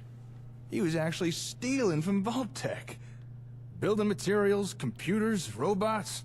Hell, he was even stealing their ASAMs and... Yeah, this angle's really dumb. It's I don't think we're gonna find a second as much as combo possible here. we try and let the game decide the angles, because individually picking them and setting them up is actually a real pain in the butt. You have to set like an anchor point for the camera and then rig up each dialogue line for a specific if you don't let it automate, you have to pick which like lens it uses. It's really an involved system. It's really good for when we want to do like the cutscene type stuff, but slows things down significantly.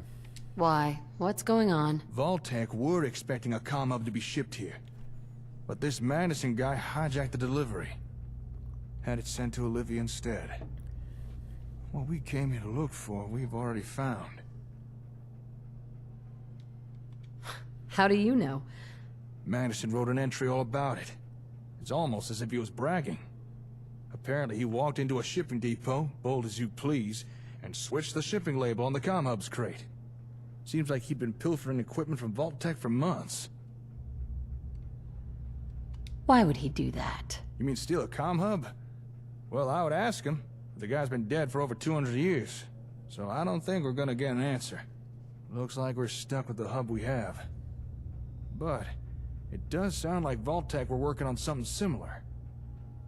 Maybe we should investigate this rival product of theirs. Hey, maybe it's something we can use? The terminal said this place has a warehouse where they worked on projects. I'm thinking we should take a peek down there. Although terminal also said we'd need to take an elevator. And we already know we'll need a keycard for that. All right, we found what we need. Let's go take that elevator. Okay, we did compensate for the player getting lost like I did.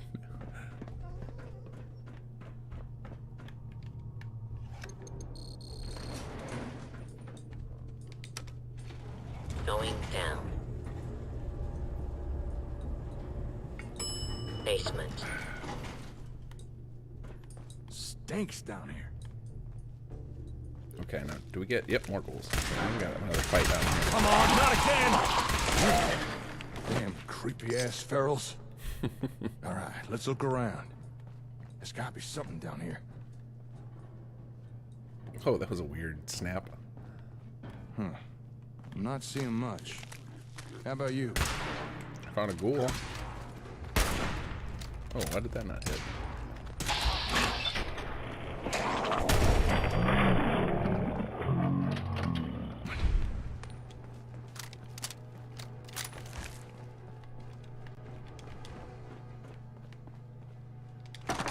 Hello.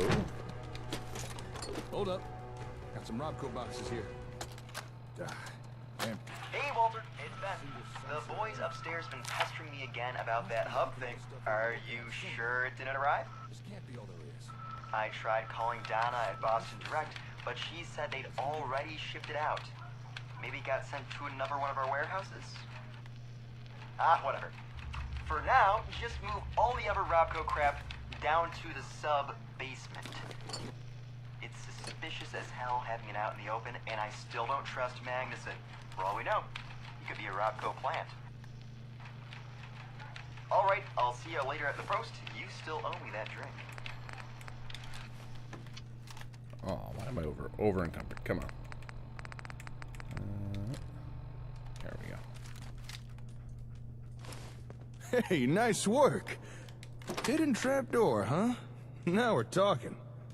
Well, after you.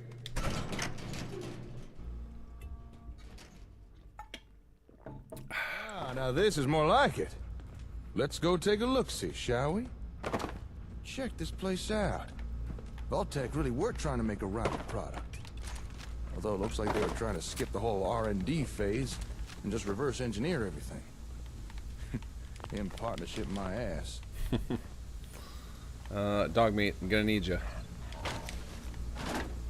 Come here, Hey. buddy. You are gonna carry some of this. Oh wow, does it up dog meat's carry capacity too when you go into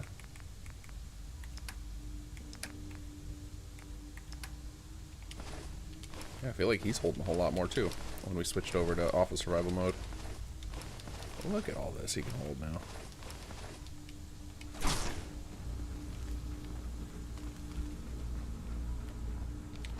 Don't mind if I do. Huh. What a weird setup. I wonder, what were they trying to do with these ASAM sensors? Don't suppose you've any ideas? Your guess is as good as mine. Well, even though they never got their hands on the comm hub, it doesn't seem to have stopped Vault-Tec trying to rip off ASAM technology. Question is, what do they come up with? Let's split up and see what we can uncover down here. Let me know if you find anything interesting. Okay. Alright, let's start pushing buttons. Huh? What you messing with there? Well, I'll be. Looks like Vault-Tec had themselves a ASAM printer. But I think its printing days are long behind it. They must have needed a steady supply of sensors to experiment with. Guess they got tired of buying them from Robco. Say, if this thing could construct a whole sensor, then let me check something.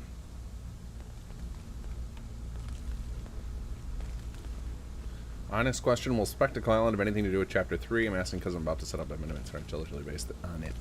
Well, I can't answer that directly. I can say in general, we make machine can't make something heavy that use don't got of the schematics all for it. supplements in Chapter 3. So, but as much as possible, we always try to avoid messing with what you guys build, because I think, like, you know, I don't want people to, we're playing the story, we put a lot of work into something to have that work decimated. So, but we have other ways we can do stuff with settlements without destroying your work. Yeah, I suppose so. Well, would it surprise you to learn that this thing has a copy of the schematics needed to build ASAMs? I wonder who Vault-Tec paid off for that. Let me just download a copy of this. I'm sure Vault-Tec won't mind. And there we are. We may have to adapt and substitute a few parts, but now we'd be able to build as many sensors as we want. No more scavenging for them. This is a real game changer. Good find, darling. But I reckon we've still not uncovered everything that's here yet. Let's keep looking around. Okay, what else can we find here?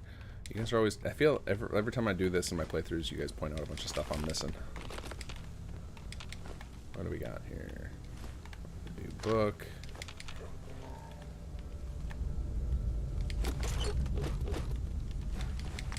Whoops. Oh, that's just a chem station there. Okay, get out. Exit. Exit. Uh-oh. Uh-oh. Oh, I thought I broke it.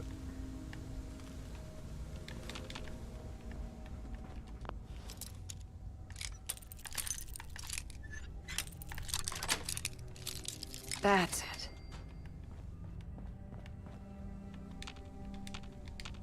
Come on. Click. Hey, Jake.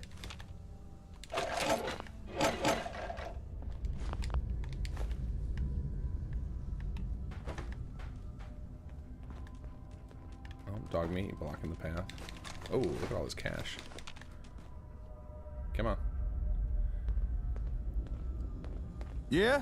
Found something? Hello. In scenes like this are why, if we ever bring back the Conqueror squad system, it most likely will not let the people come indoors. Well, how about that? Your companion, even having one companion, you data can for the ruin so different many ASAM quests. variants. You know, plot types. The different things ASAMs can be programmed for. I suspect Vault-Tec planned to copy the software. Let's see. We got residential, agricultural, and industrial. Whoa, hold up a sec. There's more data here. What the? Recreational plot? Commercial? Darling, do you know what you just found? Oh yeah, Rackhead Sleeve, that terminal, the Magnuson terminal up there, yeah, that has been broken since we released. It's actually a vanilla terminal that we just put custom stuff on. I actually just have never looked into how to fix it. It's always been bigger fish to fry. I think so. There's data for 4 new plot types here. 4 more things that ASAMs could build. I don't think Robco ever released these variants. At least not to the general public. This is one hell of a find. I'm gonna have to study this tape. If I could figure out how to transfer new data onto sensors, I'm fairly certain we'll soon have more things to build. Sounds great. I never thought we'd find something like this here. I wonder what more's hidden around this place. Come on, let's keep looking. Okay, and then I think the last thing is over here. But I also want to keep looting. Give me all the good stuff. Because somewhere in here I know there's like a... Alright, we'll grab the teddy bear surgery station here. I know there's like a key to that. This is one of the things I always miss, and then you guys remind me where it is. There's a key somewhere to get access to that the cage in there.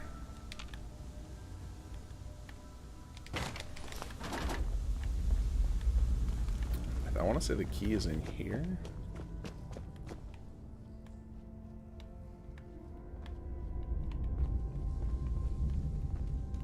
Yep, there it is. Alright, and then I think this key is to the little cage over here. Perfect.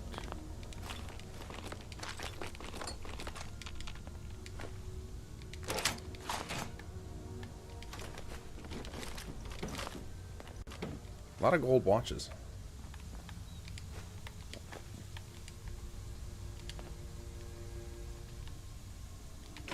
Gotta get that dinner fork. You never know when we're gonna need that.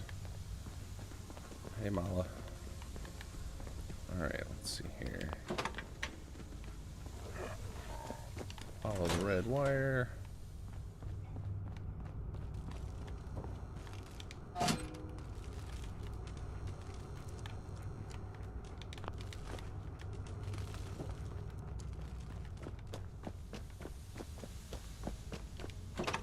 There we go. What's all that ruckus about? Would you look at this thing? What were Vault-Tec trying to do here? And what's that noise it's making? Ugh, must be something wrong with it. All right, let's take a closer look here. Huh.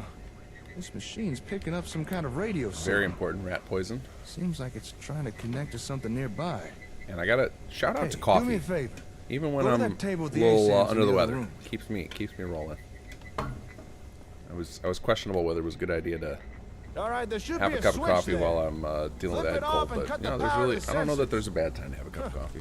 All right, come on back.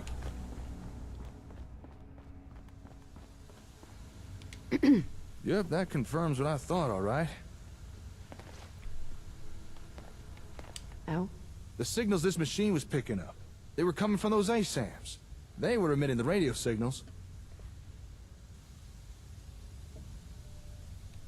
Makes sense, I suppose. Exactly. When you shut off the power to the A-Sams, we shut off the signal. Simple deduction. I didn't know the sensors could do something like that. Emit a radio signal, that is. But that begs the question.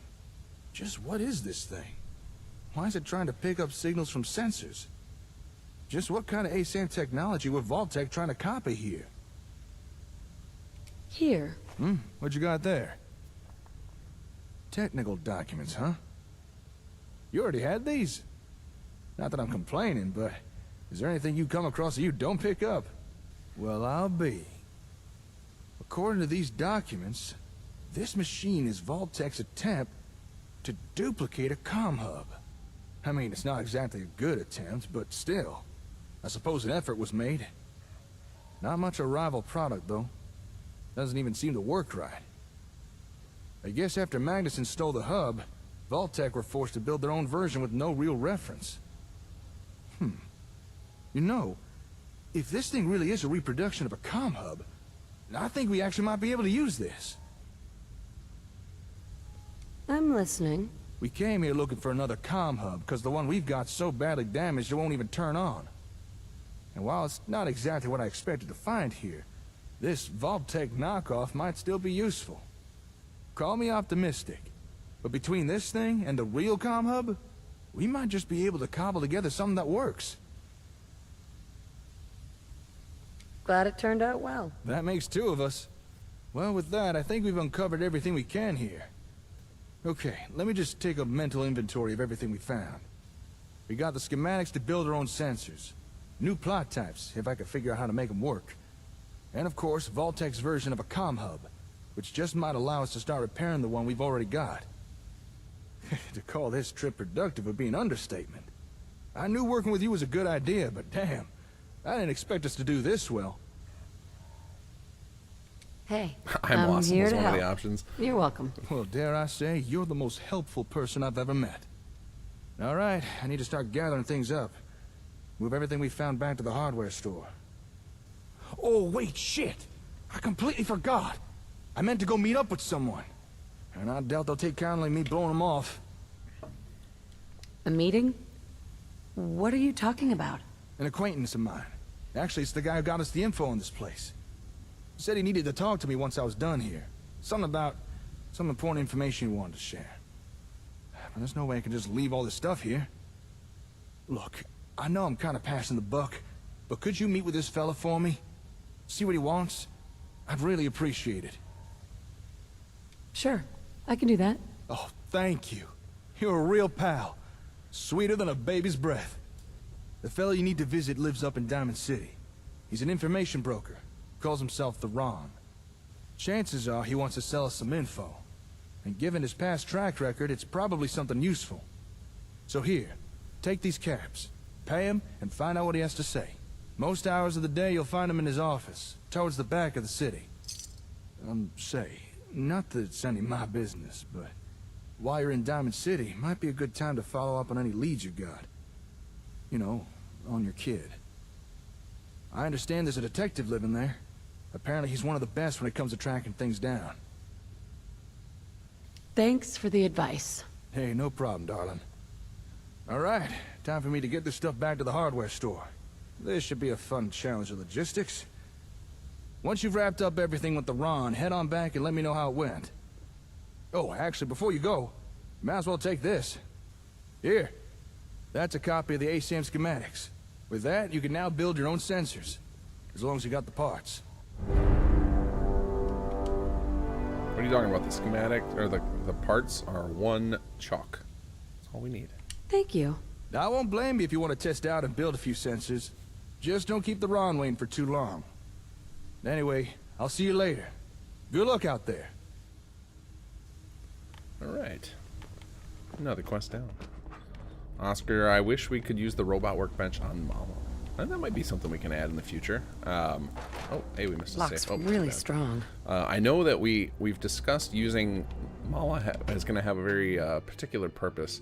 And I think Mala would lose a lot of her...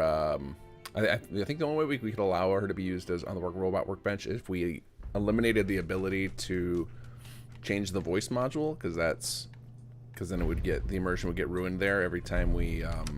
Because most of Mala, whenever Mala speaks, we like hack together lines. It's not going to automatically change to a different robot voice type. But yeah, we've talked about using Mala as one of the potential solutions to offering some HQ systems bypasses, where the player can basically say, "I'm not interested in this gameplay mechanic," and let the NPCs take it over for you, or as a source of additional tutorials. It's been a discussion point. So Mala has, and I'm sure Mala's got one of the things we've been wanting to do since Chapter 2 released was get a lot of inter-NPC conversations set up between all the characters that are guaranteed to be in HQ, which would be like the department heads in Mala. And so again, if you let Mala switch the voice type, that would ruin that.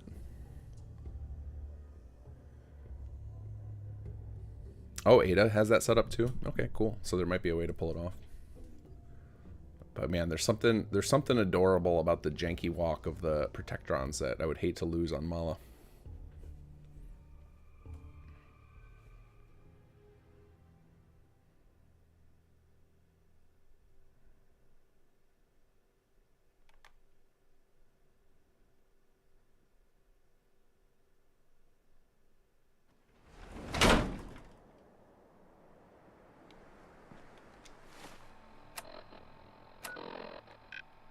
Okay, have I not been to Diamond City yet in this? Oh, I guess not. I guess that's the very slow. All right, let's go talk to the Ron, because I think I'm gonna go till, since we had all those setbacks, I think I'm gonna keep going up till 11 before we switch gears to just hang out and talk mode. Oh, I guess I should pop in one of those before we make a mistake.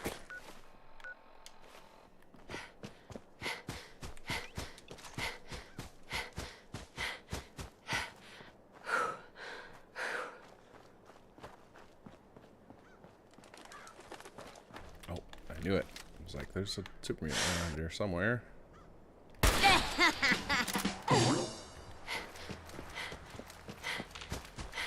Just the one? That's shocking.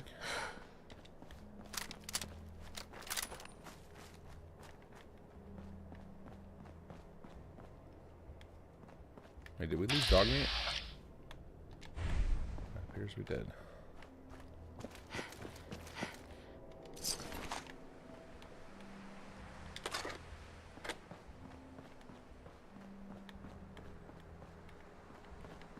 Velan Love, thank you for the donation. Mala is best girl, 11 out of 10. Yeah, I love Mala. Mala's, even though Jake refers to her pretty poorly, that's part of the charm. The most fun thing to code in was Mala versus the Rad Roaches. That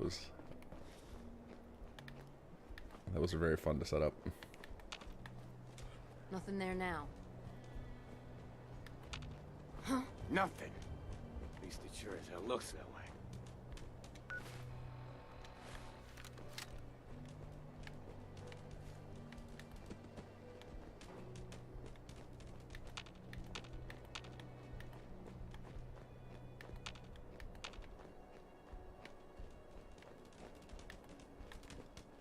I know you're around here, Raiders. Ready for you with that VATS cheat. Oh, cool. Oh. Hey there, buddy. Yeah? Got nothing? Oh,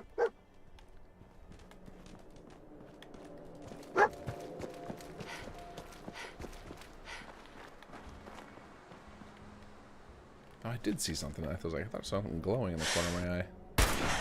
Pink.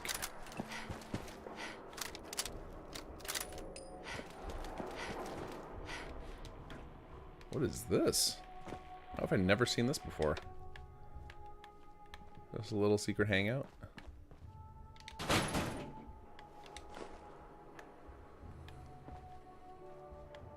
Oh. Hey, buddy. It's just a little Diamond City security area. Okay. Don't mind me. Let's see. Can we get any... We just get steel from that. Does any of this give us cloth? Or is that one of the reasons we need to get... what's the perk? Scrapper? And I think that's one I need to have more intelligence to get. Let's see here. Yeah, Scrapper requires int 5. What do we have? Int 2. Oh yeah, because the lower the intelligence, the better the chance. Yeah, that's right. So we will never be higher than medic. Alright.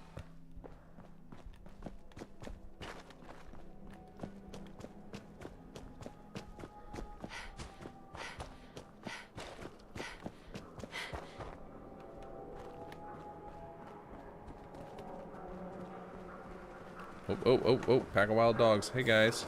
Ouch. Hey, yeah. Wait, who are you? Oh, it's a nightingale. Hi.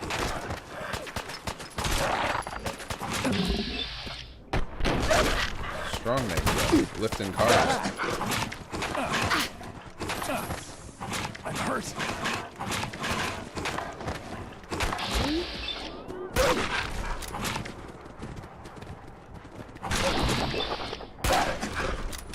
Can't get me hiding in a tire. Oops.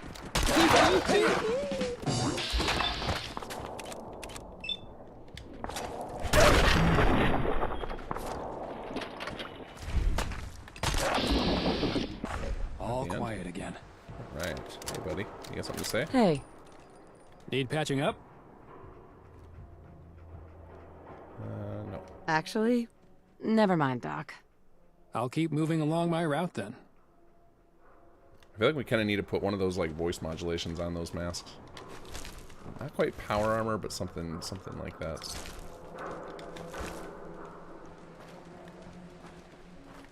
I've actually never tried to set up a custom one. I should ask somebody to take a look at that.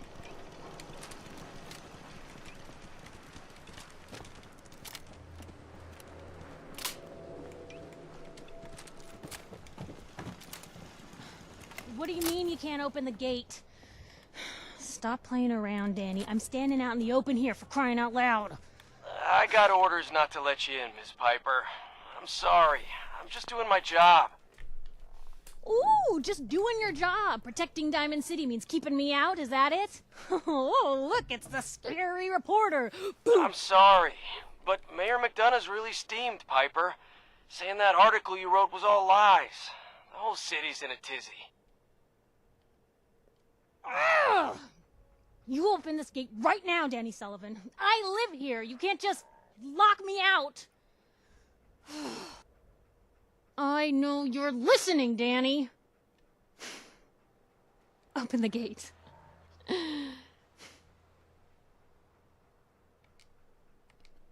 You. Whoa. You want into Diamond City, right? What's going on there? What? Who are you?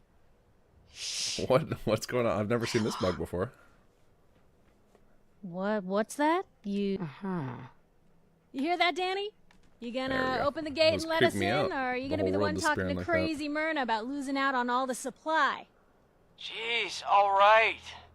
No need to make it personal. You've gotten used to seeing the chrome nightingales on Xbox.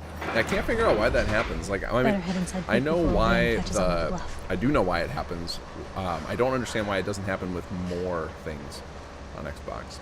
So one of the things we did to sounds good. Let's go. Save a lot of space on Xbox is we eliminated all the Diamond City. what we call the normal and spec maps on the textures, and it should just make the textures look genuinely flat.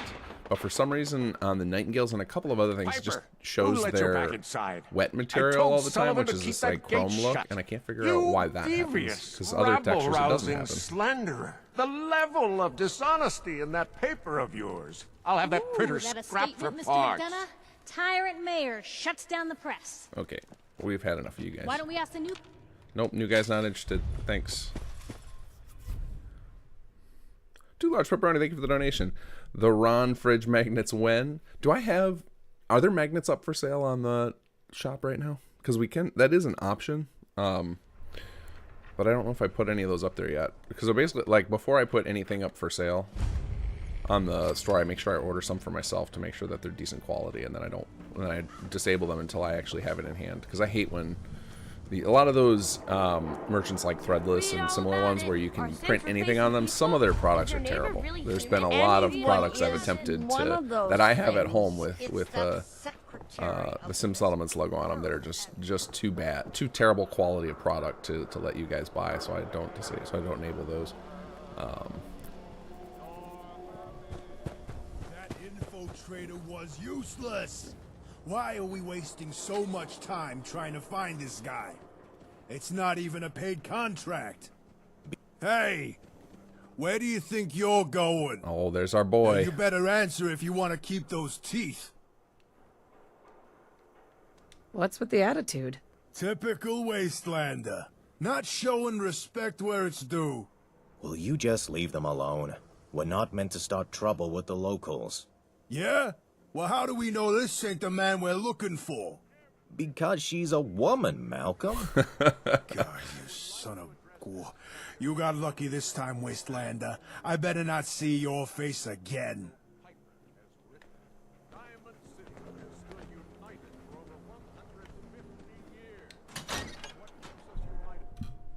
Maybe give Mala some cosmetic options. Yeah, that's not a bad idea, Erica. We could do, we actually have... Hey, all right!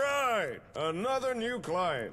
Don't be shy now. No need to stay in the waiting room. Come sit your hip self down. Some of the people on our team have been working on some more hats for robots. So similar to how you can do the what's the bowler hat on Codsworth. We've been trying to set up a bunch of additional hats for robots as an option for something else we're working on. So we could do that for Mala. Let you equip her with a nice hat.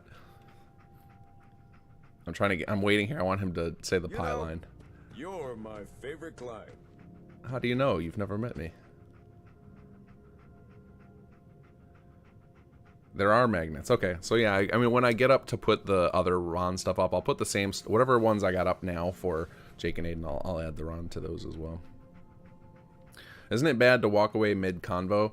I mean, I'm sure it can break some quests, but like for Bethesda's main quest, I think they covered for that, because I think that was one of the new systems they were adding into Fallout 4 they wanted to work well. So I've not run into trouble with vanilla quests, but I honestly don't finish most vanilla quests anymore in my playthroughs, so... Hello to you. Hey there. Oh yeah, I like that look. The kind that says, don't start trouble with me unless you're cruising for a bruising. I can tell you're a chick with her head on straight. The smart, sophisticated type who really understands the way of things. Nice to meet a friendly face. You don't get just a friendly face, my friend. You get the whole package deal. The face, the talent, the unrivaled resourcefulness. You get the Ron! I need to ask you something. Ask away. Although I can't chat for too long, I'm expecting... Say... Correct me if I'm wrong, but I get the feeling you were sent here by Jake. What do you know about him? Oh, Jake? The Hound Dog's a good guy. One of my best clients.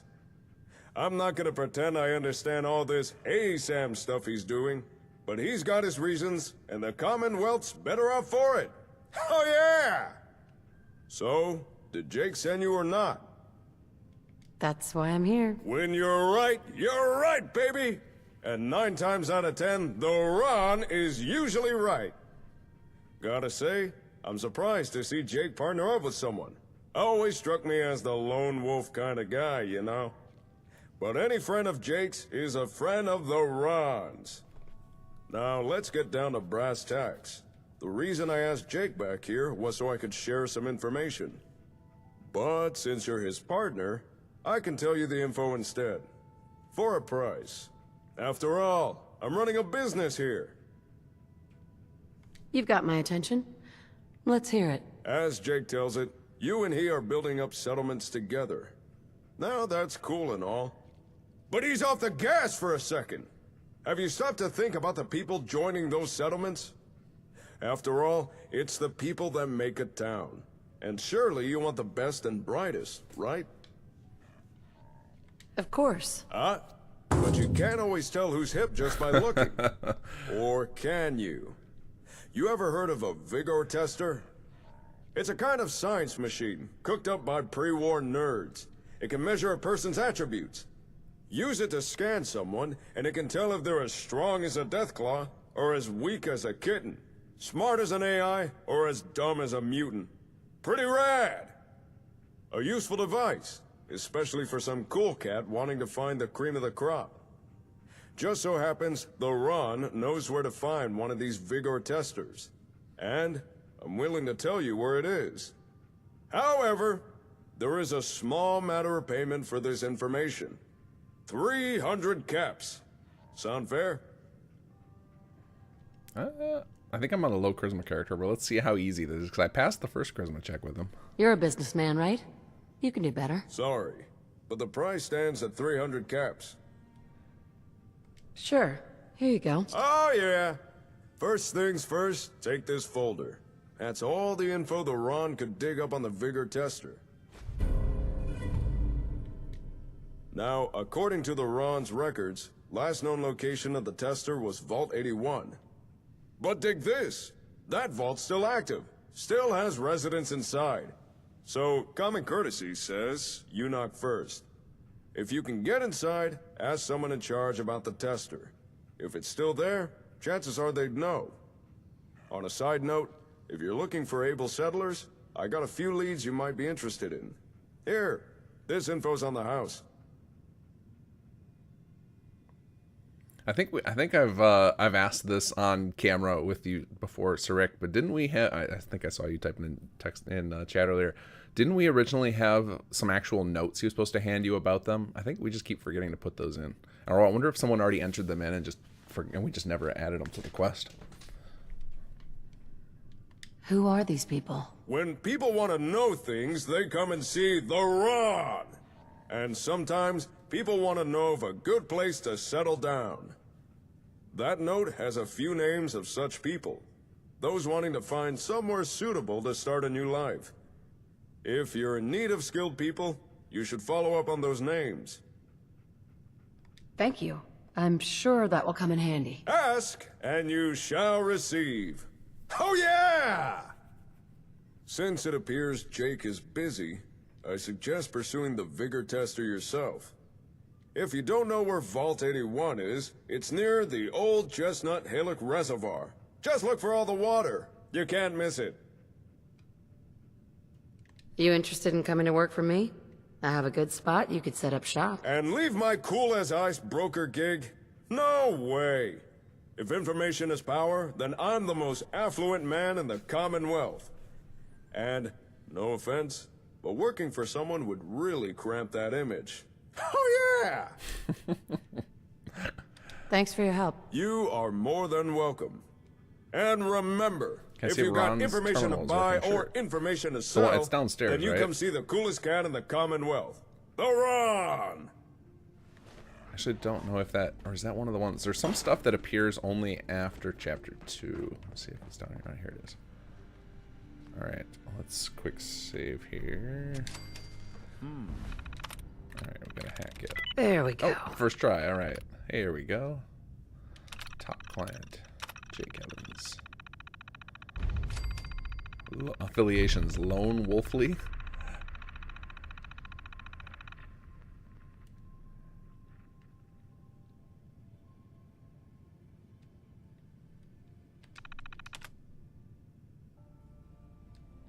Ah, interesting. Oh, that's cool. It shows like the cost and stuff of his things. What else has he got here? Oh, he's got information on all sorts of people.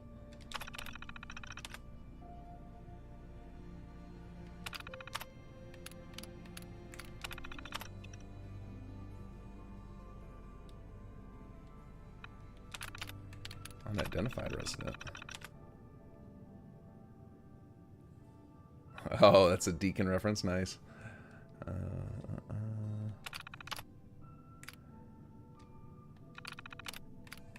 man, there's a lot of deep info in here. Very cool. Very cool. Overhead. Not cool. All right, let's see here. I guess, will he... I can't remember if he'll let us purchase access to a settler right now. Wait, what's our cap count? Because I actually need to stock up on ammo, too, while we're here. Welcome to the Ron's Information Emporium. How can the Ron help you today? You own this place? You better believe it, baby. I built the Ron's Information Emporium from the ground up. Where others saw a stinking Brahmin pen, I saw prime real estate. Where others saw useless scraps of paper, I saw lucrative knowledge. And where others saw some dweeb they could push around, I saw a future business tycoon conquering a fledgling market. I saw the Ron! Oh yeah! Man, we could really use some like full face capture for the Ron. Like the default facial animations just are not strong enough for him. I need you to find someone. Then you came to the right place, baby. If skilled labor's what you need, then the Ron can hook you up. The Commonwealth's just filled with people. Strong mercs, anti-farmers, savvy workers. Whatever your settlements might need, I can find. So, tell me, what kind of person are you looking for? Strong, wise, tough, charming, smart, fast, lucky? Name it. I'm looking for someone. Oh, what do we got here? Okay, let's see. Strength is going to be for industrial. Intelligence is for power. Agility is for defense. We could probably more defense or more. I think defense is what we're going to need next because we're, putting people into martial plots now. So let's do agility. Fast. Here, this lead should get you what you're looking for. Come back again. Oh yeah. All right, and then I'm actually going to take his A little Radiant knowledge Quest can too, be a just to make sure it's profitable working. thing. I'm going to test it once in a while. Looking for a job, if you've got one. I'm always on the lookout for skilled scaffers who can take care of themselves, and I'd say you more than fit the bill. Information is my business, and sometimes valuable information is in some place dangerous. Danger, however, is not my business. So that's where you'd come in. If you don't mind taking a little risk to grab some info, then I have work for you. Interested? Sure. I'm interested. Oh yeah. The Ron does That's need what the finger Ron guns. You are likes to correct. hear. I I need think you to we have grab that a animation holotape. available from Here, I'll mark the location what was on that your set Pip-Boy. we did? Find the info and bring it back. You dig? There's a website Adobe owns. I can't remember the name of it right now, but they own a bunch of things. And at some point, Sebo, one of the guys on our team who does a lot of animation, figured out how to convert those over. So I think there was a finger guns in there, but it might have looked trash in Fallout 4. Some of the animations look really janky. So we've used a couple of them. Like, I think that where he pounds the desk, even that's a little, like, he kind of clips when he does it. And so it's a little awkward, but it was cool enough we kept it anyway. Just to keep that conversation a little more interesting. All right, let's go buy my ammo before I forget. And then I think we're going to shift gears over to talk mode. So if you got any burning questions or you want me to show you something in the mod, this will be a good time to do that. I hear there's a bar in the old theater district that's for raiders only. Alright, let's see. Where is Can't believe you eat that food. Only one thing worth buying in the dugout inn, and that's the booze. Oh. Don't move, Sam. What have you done with the real Riley? Where's my brother? I swear I'm not a synth. Don't shoot, for God's sakes. We're family. Put the gun down now. He's a synth. He'll kill us all. Kyle, no! Okay, show's over. There are no synths in Diamond City. Hear me? Just you folks and your damn paranoia. Hey. He pulled a gun on me. My own brother. What happened? I'm not a synth. I told him. I kept telling him. Why didn't he listen to me? I need a minute. Yeah, you won't need that stuff. Don't mind me. All right. Excuse me. Glad security took care of that madman.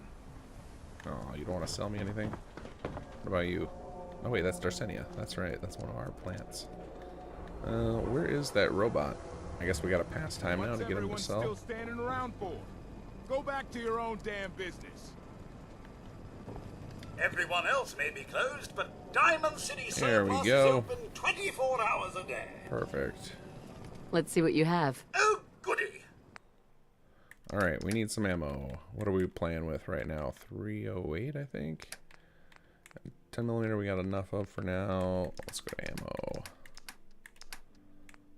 Okay, so we need 308 and fusion cell, I guess. Do you get either of those? 308, yes, thank you. Fusion cell, yes. And then you can have some of my terrible stuff. Oh yeah, that's right, and it drops the weight of these down when we're not in survival. We'll save 50 for now. What else we got we can give up?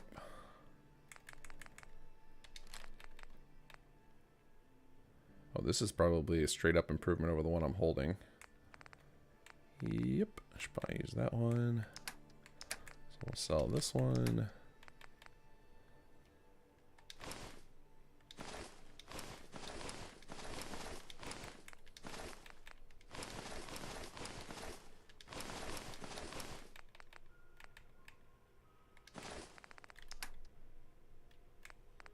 Oh, and I guess I don't need all this food anymore either, so that's that'll save some space.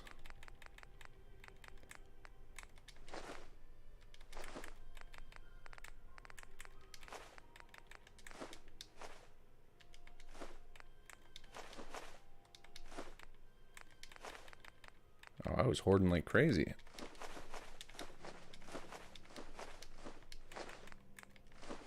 The struggler's pie.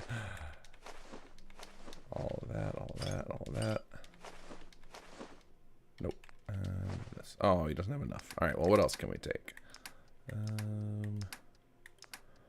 to junk. What are we after? We don't really need concrete. We do need asbestos. Oh, we'll take some chalk for to trade for ASAMs. Anything else you got for me? I don't need much more. There we go. Ta-da. Okay, and then we need to... Oh, that's right, we can't wait. I need you to step away, Scabber. Alright, where do we... Where is a bench or something? Newcomer, huh? Talk to Abbott at the wall. They both triggered the same exact line. I've never had that happen before. Can't sleep on the mattress. Okay, here we go.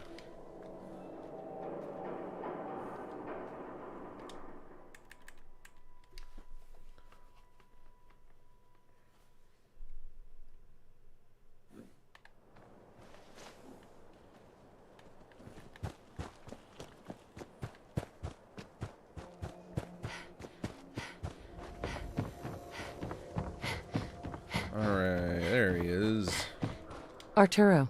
Hey, you're the new girl, right? Yeah, I'm the new girl. Well, it's good to have you here. Sure.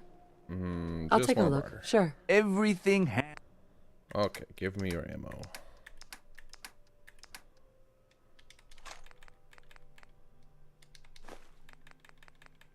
Holy cow, that's expensive. I guess this is my low charisma build. Alright, I guess we start selling some aid here. We don't need antibiotics.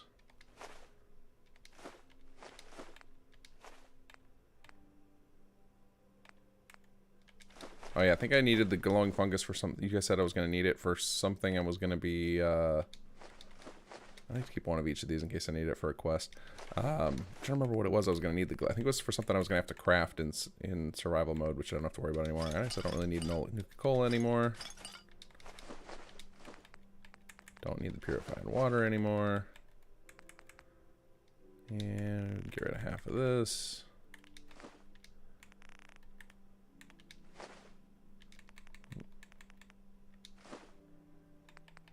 And sure, we can have all of those. Okay, that'll do. Okay, let's head back to a settlement, which we can now fast travel to. I'm back to Red Rocket. What's going on here, Red Rocket? What's this? Oh, potential recruit showed up at Red Rocket. Very cool. And then we're going to shift gears over to chat mode. So if any of you guys have anything you want to talk about, queue those questions up with an @kinggath, or if you want me to show you something in the mod, we can talk about non-story chapter 3 stuff. We can talk about whatever.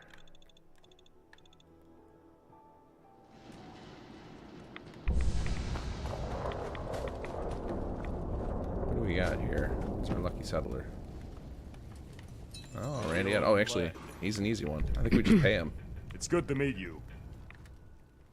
Whoa. What was that? Crop's been It's growing good to pretty meet good you. lately. My name is Randy. My gun could be yours for a modest fee. The rate's 1,000 caps. Interested? Nope. I don't have that kind of money. 1,000 caps? No way. 750. Hey, like I said, the rate's 1,000 caps. Yeah. I don't have the money. Well, guess that's a good enough reason not to hire me. Might see you around then. Let me know if your financial situation changes. Well, all right then. What a bummer. that's an expensive settler. 50,000 plus the 500 finder's fee. All right. Let's save here. So we'll do save LP hard mode day 5. End of session. And I'll set game hour to 11. Force weather. Set time scale to 0.1. Back away from all the noisy stuff. And TFC. Alright, look at that. Somebody on the roof. I always love to see that. I don't know why. It just gets... I really love when I see the NPCs make vertical progress in this game because it's so difficult for them to do so. You got 2 perk points to spend. Yeah, I just cling on to those perk points for some reason. I'm always like underwhelmed. I don't know what it is. I think it's something like there's some perks that are so high value in this game that I grab those and then want to save all my points to make sure I can get the next ranks when they pop, and then I end up not bothering to experiment much with any of the other perks. It's the I find that I have this problem in every Bethesda game. As the min-maxer in me wants to make sure I optimize my point choices instead of just tinkering and playing around.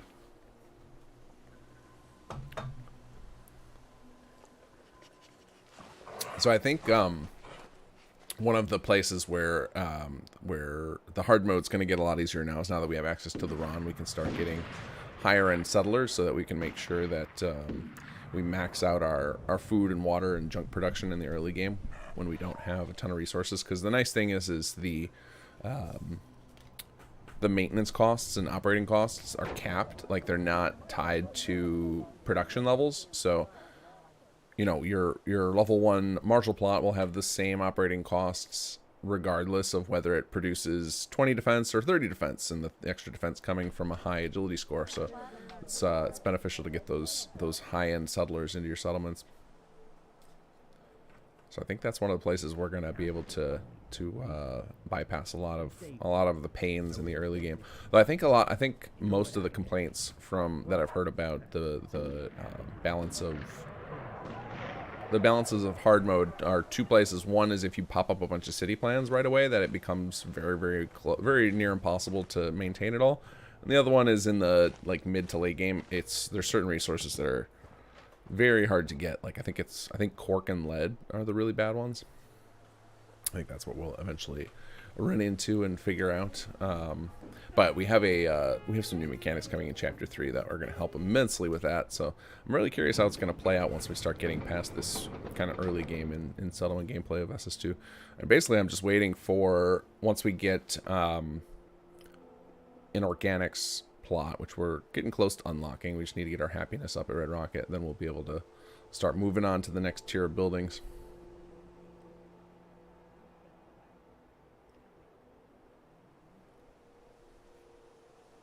Yeah, playing with operating and upkeep costs is definitely not for everybody. It requires you to just be very methodical with your gameplay. But it was one of those things I remember, even like from when SS1 released, like some of the earliest requests were adding more difficulty, and like people asking us to like, oh, we want to pay for things, which the pay for things we obviously did in the base, even if you're not playing with the hard modes on, because it does make industrial become more of a cornerstone, which is pretty standard for like survival build games now. So I think that was one of those things where, I mean, even Fallout 4 was kind of playing on that mechanic of the, collect, loot, and build things. But it always felt like you're super rich in Fallout, so it didn't really add much of a challenge. So the adding it into the plot gameplay and having the separate resources let us kind of do that too, and bypass the making you even more uber rich, and also adding in our own controlled challenge there. It was one of those things we went back and forth on with discussing balance of like, you kind of want to keep within the base gameplay loop. Like, this is why we don't invent our own resources, and we stuck with like during SS1 with Industrial Revolution, we did invent a bunch of our own resources, and it ended up when that got cut for SS2, because it was just like, there's already like, I think it's 31 different components. Like, that's already a crazy amount of resources to have to manage. So there's really no reason to be injecting additional ones. Just managing those is hard enough. And then with the we ended up doing the same kind of thing with the Conqueror mechanics when we ported them forward. Like, Conqueror had a lot of new things to track, and we ended up just eliminating a lot of those and rolling them into existing things, just to simplify how much stuff you got to keep track of in your head. Oscar Fry, can we expand on Old Paul being a gunsmith before his death and have him randomly give you blueprints to one of the kind of gun mod upgrades? I think one of the things we have on our list of like our wish list of things we'd like to get you guys before we are completely done with SS2 is to have a custom building plan from Old Paul. And I think that's just one of those things that, like, it'll probably go into extended, because obviously Xbox players have no room for more entire building models. And it's just a matter of getting through the list of things. Like right now, obviously all focus is on Chapter 3, but some number of people on the team will stick around even after that, and we'll probably keep churning out little bits of content on our wish list. And that's definitely one of them, though. That was actually, like, Sir Rick requested that from the team a long ago, and it just got put on the maybe one day list of a building plan for Old Paul, because obviously, like, his backstory being having a weapon shop makes total sense for him to offer up a custom weapon shop design. That's one of those things we actually I wanted to go a lot deeper on originally, and then things just took a different direction with the amount of work required. Like before we got all the different building classes, like that was something that I discovered was useful and necessary during the development of Conqueror, and that's what we ended up putting in a lot of SS2. Before we had that, all the new building plans that were going to come with SS2 were just going to be custom homes for all of the unique settlers. Like that was originally our list of design work to do. It was just going to be like, we had 100 settlers planned, and we were going to need 100 building plans / skins. Like it was going to be either or was what the design team was asked to do. Just pick a person, and design them either a building plan or a building skin for one of our existing.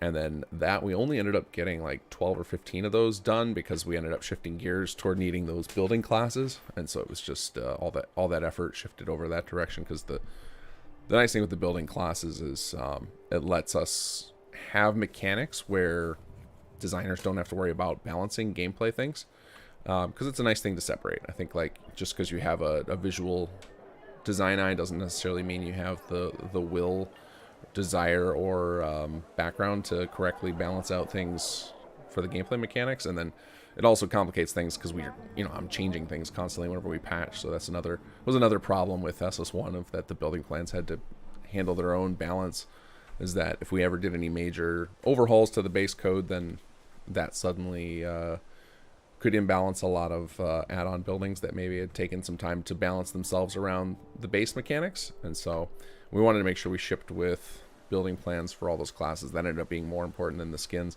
It's actually one of those things where I'd hoped to see a little more in the... It's actually a great spot for if any of you are looking to get into building plan design to make your own add-on pack. I think there would be a huge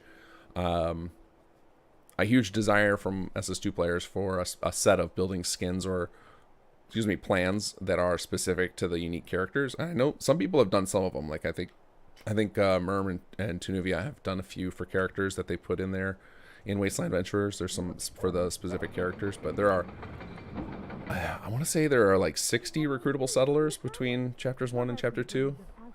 So plenty of people to pull from if you're looking for. And also I've always wanted to see it for vanilla NPCs too, like, custom houses and workshops for like Sturgis and the Longs and Mama Murphy. Maybe somebody's already done those and I'm just not familiar enough with the pool of building plans that are available now. Some other things on our SS2 wish list. Let me think there. Actually, let me just pull it up, because I'm not gonna...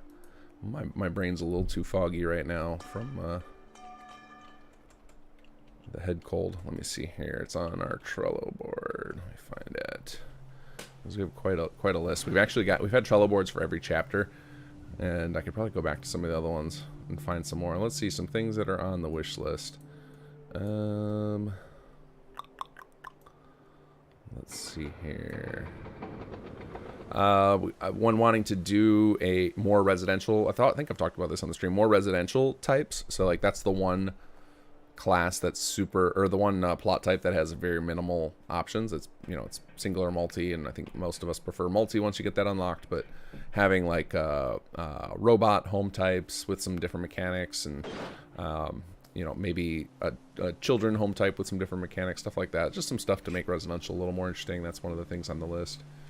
We definitely we have on our wish list to do more integration with the fact that we have Automatron parented in chapter 2. Like that opens up the door to do some more stuff. We've started doing a few things, like I mentioned earlier. I've got some like custom robot hats coming for something, and like that came from part of that. Is like once we're parented to a DLC, it just opens up a lot of additional doors for things. So integrating better with Automatrons on our wish list. Well, let's see. Looking through here, I'm looking through the list of like I've got everything flagged of wish list things in a particular color on our Trello board, but some of it is tied to story, so I'm skipping over those things. So for any of you guys who have played Conqueror, so there's the system in Conqueror, or I should say for people who haven't played Conqueror, in Conqueror you could take control of like squads of soldiers effectively, and I always wanted to have like an aerial like RTS mode in it, kind of like how in Workshop Plus you can go in the flight mode, but I wanted something that felt a little better, and I still think it might be possible. I just have to spend a lot of time experimenting, but that's on my wish list of bringing that system forward and having like an aerial control system. So if you want to play battles more like an RTS, you could. I think that would be a lot of fun. Let's see here. Wish list item. This is one that I think it's kind of chapter 3 related, but I think is going to be a wish list because I know we don't really know how to do it yet. I think it would be really cool when we get to the end of our story if we had some sort of like classic Fallout 4 slideshow type ending, like with a video thing. I like the thing they did in New Vegas with it, where they actually did it in engine as opposed to a Bink video, because that let it be more dynamic. Like one of the problems I think in Fallout 4, like they just have a few different little ending clips that play, but it might be that they only have one and they just play different audio under it. I don't remember. I haven't beaten Fallout 4 in a long time, so I can't remember exactly how it goes, but it would be cool to have some sort of like some sort of ending thing like that to the SS2 story to make it feel like a proper ending, as opposed to just people left hanging being like, oh, I wonder if there's more, or if that's the end. I think it'll be pretty obvious when it ends, and we'll probably have you know, play big epic ending music and try and make it clear without having to pop up on the screen something that says the end. But I feel like the typical Fallout way to end a video, or to end the main story, is to have some sort of wrap up video. So that's on our wish list, because it's one of those things where it's not necessary. And if we in it to do like obviously we don't have the we don't really have the manpower budget to do like rendered CGI videos or anything. So yeah, it's but that's on the wish list to try and figure some of that stuff out. I need to find my other boards. I have a couple more. I've got like a bunch of Trello boards, and let's see, chapter. Did I move them somewhere? I can't find all my boards. Where'd they go? Here we go. Oh, this one's not color coded. So I have a couple of boards that have a lot more wishlist stuff on them, but unfortunately they are just in shambles right now. So I don't have to just like try and start thinking of stuff. I think, yeah, more custom stuff for the individual settlers was definitely one of them. Let's see here.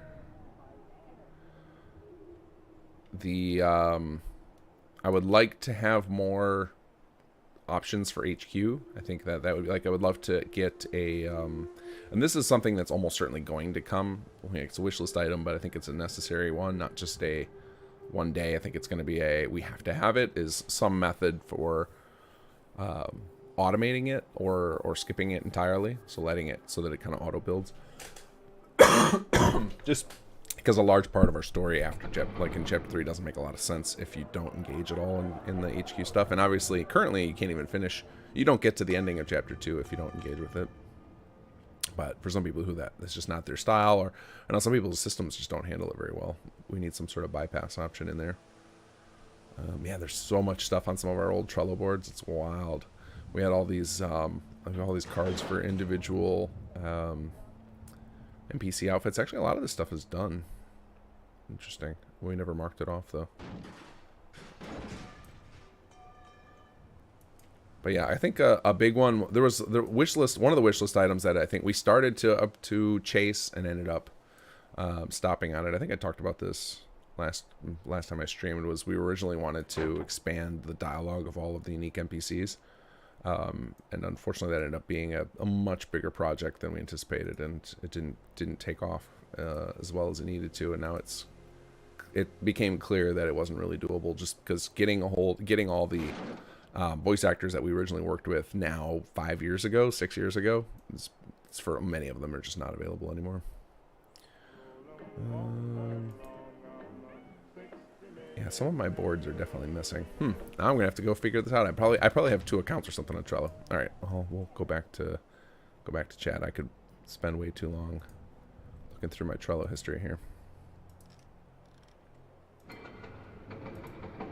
Oh, come on, stop. Every time I click on the YouTube chat, it keeps bringing up weird stuff. Stop.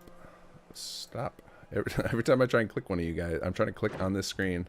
There it goes. It kept doing these weird pop-ups trying to make me click you guys and make you moderators.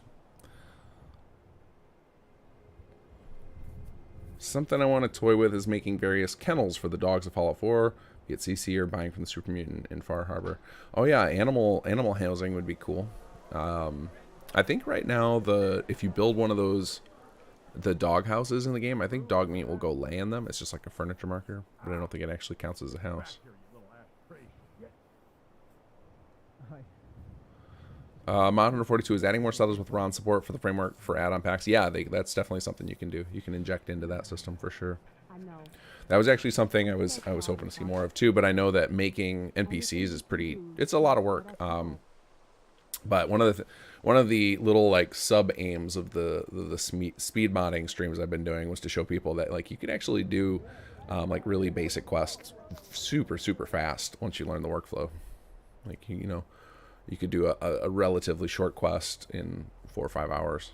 So it's not that big a commitment, you know, just a couple of nights. Obviously, like I've been doing this for like I don't know how many years now, a lot of years. So obviously I'm going to go faster than somebody new at it, but even going slow, you could go, you know, it could be a project you can knock out in a couple of weeks, I think. Sonic Phil, thank you for the donation. Jake Plushies when? I don't think we're anywhere near Jake Plushies. I have done some of those. What's that website that lets you make custom plushies for charity? I can't remember the name of it. I bought one of Joel Haver's character. The one that he first got popular from doing it was that like Skyrim animation style. What the heck was that character called? Let me see if I can find it. It was the playing an RPG for the first time video. Is his character in there that's he did one of those plushies for it, and I bought one just to support his stuff because I love those cartoons he does. If you guys haven't seen this video, it's hilarious. What is the name of that? Let me see if I can find it, if he's got it on his channel here. Oh, I don't think he sells them anymore. I can't remember where I got them from. It's probably on, one of you guys might remember what I'm talking about, but there's a website where you can get, if you get enough supporters to commit to them, you can get like custom plushies made. There's probably a few of them now. I don't think it's YouTube's. Hold on, let me find him, and he's probably got like a tag on him.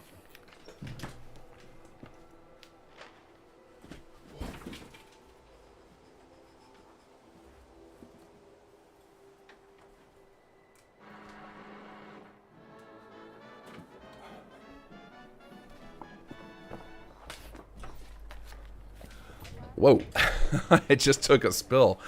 I went to grab it off my shelf and I tripped over my laptop bag, which was right in front of it. I didn't see it. Make ship is what it's called. Let me see if I can find how they work. Make ship.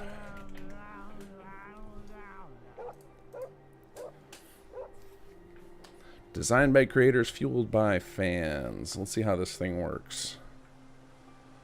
How it works. Campaign is a limited edition product designed by a creator. Campaigns launch every week and are available support for a limited time. How campaigns work. We collaborate with each creator, design a unique product for their fans. Blah, blah, blah. If a campaign reaches the minimum order goal, we start production. If goal is not met, all fans are refunded their order. So yeah, I could look into this here. I'll post it up, the link to it. This is the site that I saw that makes like pretty high, like I have one of them. It's pretty high quality. The SS2 dogs also lie in the doghouse. Well, that is good to know. Because we actually have the SS2 dogs are actually based on the... What are they based on? They're based on the mutant hound skeleton for some reason. I don't remember why we had to do it that way. It was very weird. To get a custom animated, because you could technically use the dog meat animation set on a smaller dog, and I think the original, like I think there's what's that mod called, Pug Meat? I think that's what they do, but it just doesn't look quite right. Like it looks a little bit janky for little tiny dogs, and so we ended up doing a custom animation for it, but because the base game doesn't give us the tools, and Bethesda doesn't give us the tools to do custom what we call behavior files. There's a couple people in the community who have reverse engineered how to do it, and we worked with some of them to pull it off, but there were a lot of weird issues with it. We actually have it rigged up, and we haven't used it yet, and I'm not even sure if it works, but like at some point it came up in conversations working with those guys that in theory we should be able to have the small dogs a ride in the vertibird with you, because I think if you've got dog meat with you and you ride in the vertibird, like when you throw the flare, I think dog meat will like ride in there with you, and I think we have it rigged up for the little dogs to do it too. But I'm not sure. I haven't done that, and I don't know what it looks like. Let me see if I can find that. Just Googling up everything tonight, because I'm always thinking, like, every time you're in the vertibird, you're just looking through the first-person perspective. You're just looking through with your... Oh, wow, that's loud. Okay. So if you, it's like dog meat's like just to your right in it. Okay. So yeah, it'd be kind of cool to have somebody like Little Cola sitting right next to you. So I remember the animator saying, "Do you want this?" And I was like, "Oh yeah, we should probably get that support in just in case, just in case." You'll order the whole minimum if need be. Oh man, Kaz always single-handedly running the charities around here. What is the minimum on that? I'm curious what that what is required for that. Takes 2 to 4 months to complete. Get started now. How many do you have to order? Oh, I gotta like go through a whole process. Not gonna do that right now. I just like, what's the? Let me look this up. What is the make ship minimum goal? Is that a roof or an ashtray? Ow! Get back here, you little ashtray shit!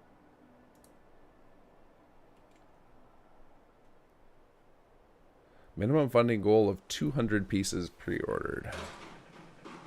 What do they charge for those?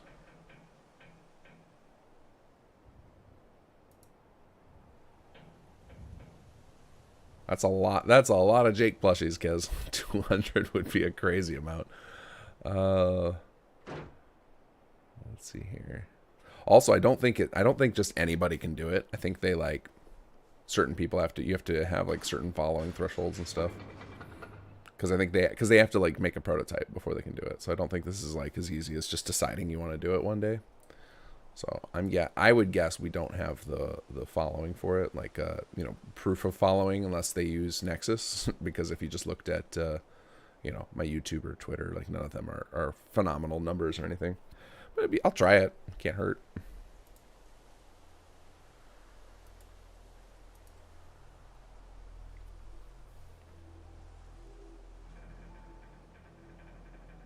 Your SS2 dog does ride in the vertibird. Oh, that's fantastic. Yeah, I remember setting up something. Like I have there's actually a quest in the we have set up in the creation kit specifically for the bulldog skeleton. It's supposed to handle all that stuff, and I think I put in the name of it like something like "Do not use with cola" because I was worried it was going to break some of those quests. But I remember we did rig all that up just because it was like the intention had always been shortly after SS2 came out. The original intention was I was going to release the small dogs as their own separate mod too, and just like call it Small Dogs of the Commonwealth. And I was going to do that to give credit to the guys who made it, because it was done by Turkey and Grill, who have done a lot of creature mods out there. And I was like, I'll get all this packaged up for that and release it, and then you guys can get not only the credit for it, but also the donation points for it, so they can turn that into, you know, some free swag or whatever they need want to get from Nexus. Okay, and I think you can turn it into cash too. But and then because of all the hot fixings and stuff, I never got around to it. And then eventually got to the point where when they started working for, I don't remember the name of the company, but they started working for a company that works on Fallout 76, and now they're not allowed to be associated with modding in any way, which is interesting. So I ended up not worrying about that. It's still something on my list of things I'm going to do eventually, of just being like, this was a lot of effort those guys put in. We should release that for people even who don't want to play SS2, because some people, you know, who are not fans of Sim Settlements would still love to have Jack Russell or a Frenchie or one of those little dogs with as a companion with them. Attack bugs, a swarm of little colas.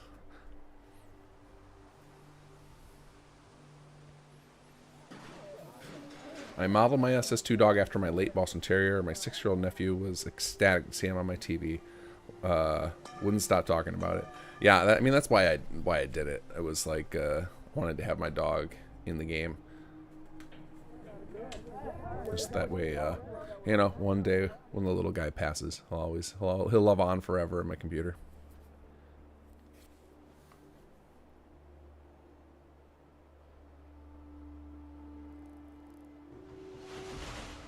But yeah, I think inevitably because of that, because like what we put in Cola as a unique skin to make sure that Cola stands out as the character. Like you can't, like the Frenchies you can buy in the pet store, you can't buy that coloration.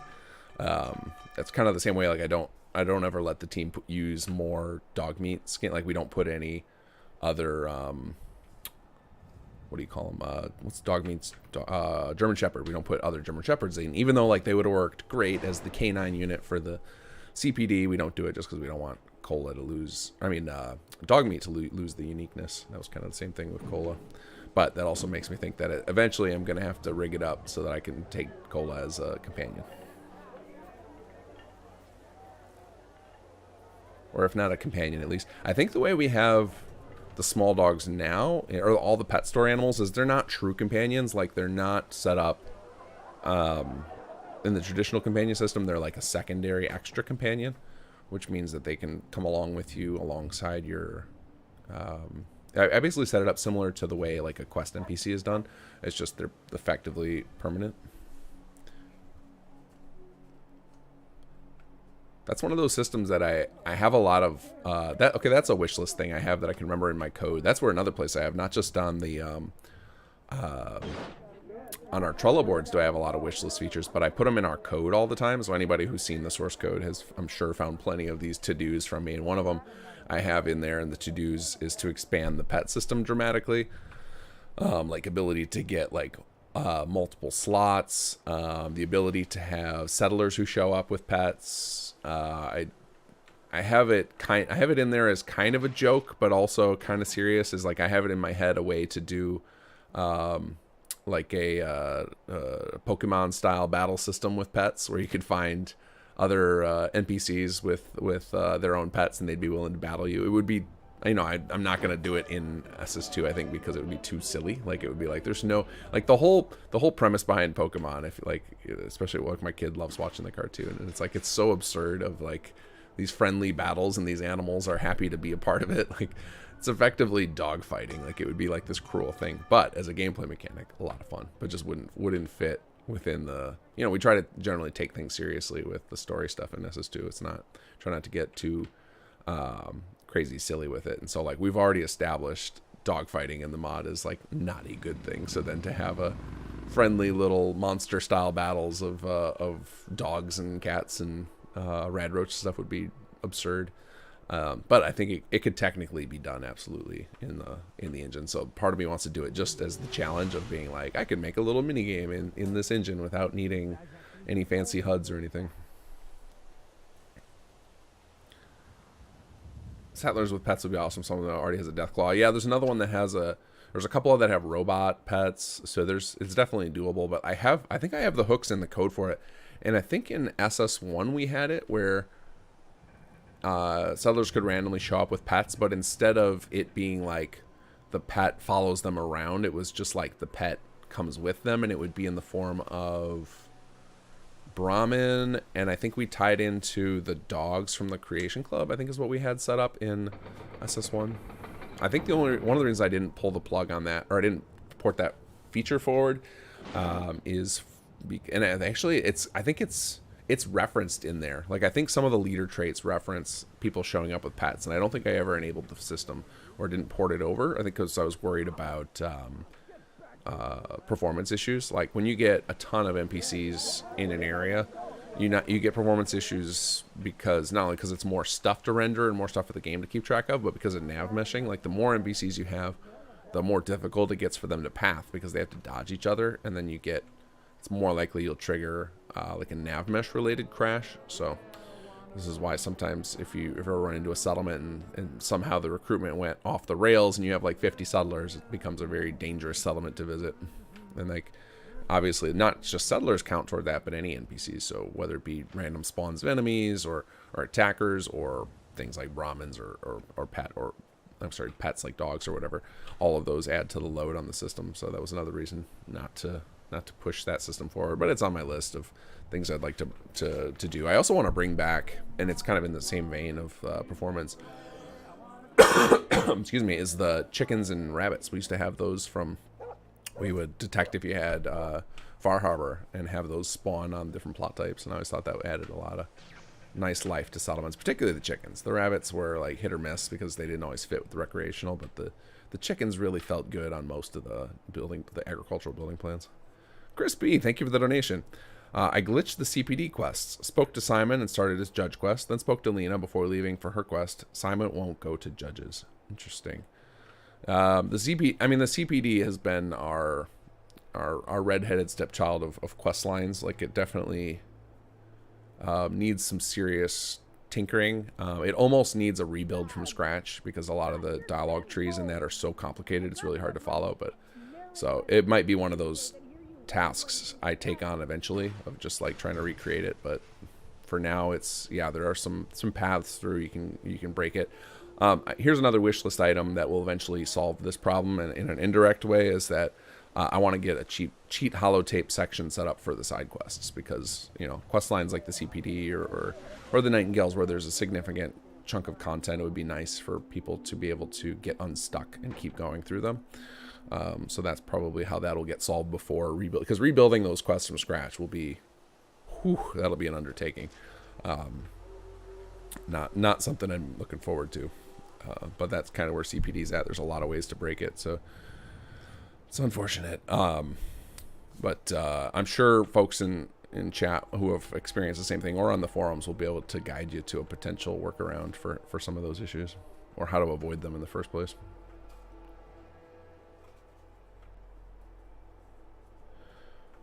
Let's see.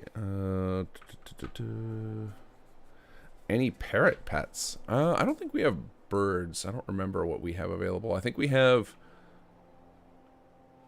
like the ones you can buy by default from the pet store. I think we have like rad roaches, dogs, cats, and Brahmin, maybe rad stags. And then I think we left anything more exotic than that. I think we left to add on authors to inject in.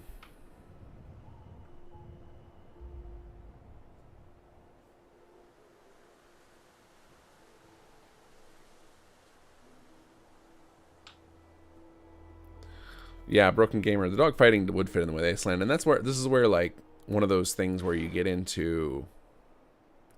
There's kind of a division in the modding community of like, there's some people and some mod authors who believe like all the harsh end of the world stuff, you know, like things like dog fighting or like slavery and rape and all sorts of like the really dark, violent stuff. You're like, oh yeah, that would exist if humanity was in this state. And it's true, but it's like, some of it is just feels so distasteful to the average person that it's like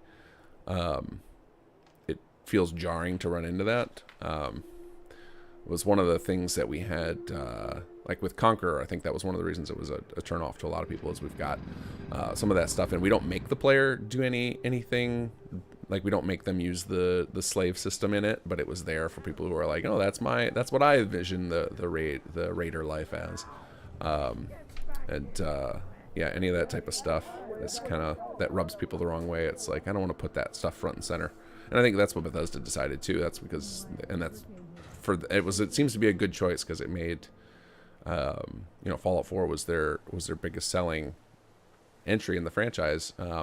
I don't necessarily think it has to be because of those tonal choices necessarily. I think it was probably more because it was the IP is very interesting, and it's got really good gunplay in it. But I think some of the keeping within like what is generally PC with it is it helped them a lot. Like, of keeping it like they have like, they don't put the nudity full front and center. They don't deal in a lot of the heavier topics. You can't kill the kids in it, like, and all of that stuff would be realistic, but is tonally not accepted by the average normie. And so I think you're right on the dog fighting. It would feel creepy if it became like a major feature, and especially one that was like meant to be a fun little mini game. Again, that's why I started like, what's something that's jarring about the whole Pokemon thing, like of watching the cartoons with my kid, of like the creatures are getting like ripped apart and having to go to the Pokemon hospitals, but then it's like they're, you know, they're cute little buddy friends, like, yeah, we gotta battle each other, and it's just this weird total disconnect of like they're so worried about it getting put in the hospital, and I was like, you just did that, you made those things attack each other. Zelda Breath of the Wild 2 comes out May 12th. Any interest? So I liked Breath of the Wild. The whole time I was playing it, though, I was like, man, the people who made this game must have been huge Skyrim fans. Like, it gave me big Skyrim vibes. But that also just made me want to play Skyrim again, because it was like the Zelda does not. I never found Zelda games to have particularly interesting NPCs. Like, it's always just about the yeah, I don't know what the draw is to Zelda games. I've never found the stories particularly compelling.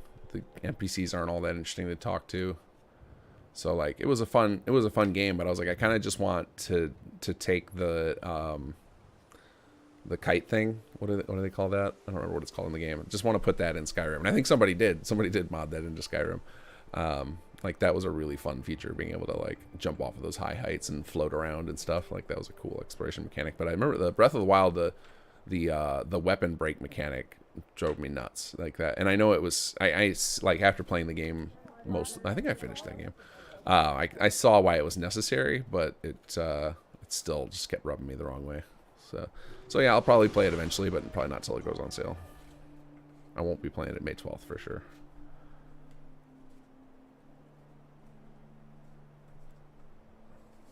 Yeah, a lot of players have to have an escape from crappy reality. Yeah, that's why, like, yeah, that's another reason to break away from going too dark with the tone. Is like, for a lot of people, they just want the escape, so they don't want to be reminded of the horrors of real life.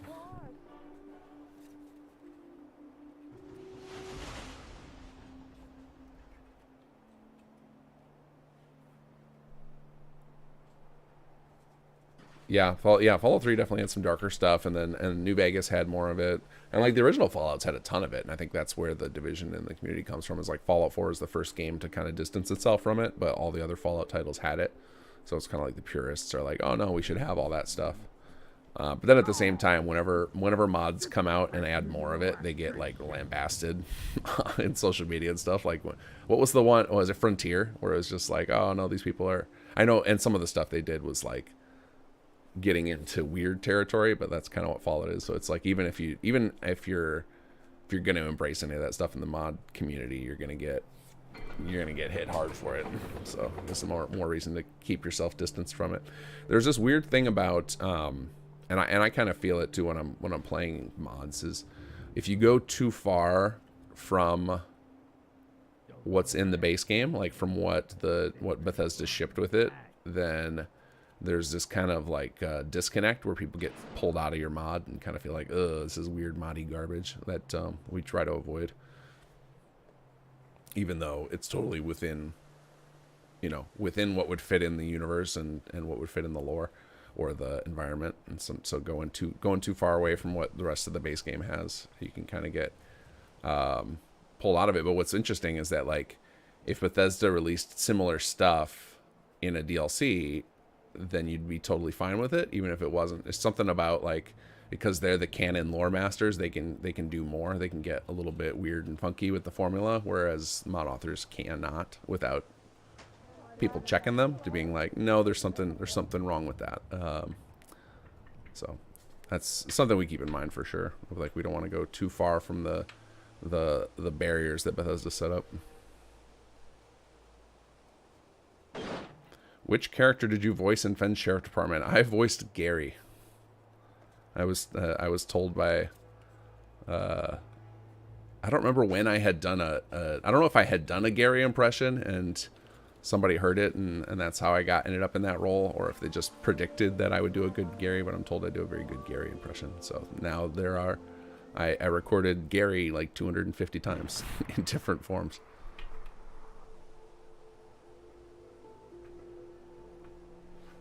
Always respect the source marshal. Who's the source marshal? Oh, source material. Need real-time spell check, Sir Rick. Frontier did not approach its dark topics with finesse. New Vegas, although it had heaps of dark stuff, showed it as bad and showed the repercussions on the victims. Yeah, and even that can, like, I think so. We had one little instance, like we had, I think I think 2 instances of like darker material in Conqueror, of like, and not like for whatever reason, like, you know, killing should be dark material, but like collectively, we've accepted as gamers that, like, you know, killing indiscriminately is not a horrible thing, like, right? Like, that's kind of core gameplay loop stuff. So we've kind of like become desensitized to it. And in Conqueror, we had one thing where it was like you had like a slave girl and then like a raider in your camp, implying that he was going to do something to her, and then Ophelia comes around the corner and blasts him with a shotgun. And it was kind of our way to set. It was like one of these little mini scenes we had set up to show that Ophelia does not condone the slavery and is actually like a nice person, because she's not a raider. She's just like an ex Brotherhood of Steel person who's kind of just tired of the old system and kind of gone out on her own. Doesn't like doesn't like authority very much. As we had that scene, and then of course just the fact that there were slavery at all was allowed in the game, and then but like I think we had a scene in there where somebody mentions collars and Jammer says, "Oh, that's up to the boss," kind of like opening it up to like you could do it, but it wasn't required. So I don't know if we handle those with finesse or not, but I think that but yeah, handling those darker topics is definitely gotta do it carefully.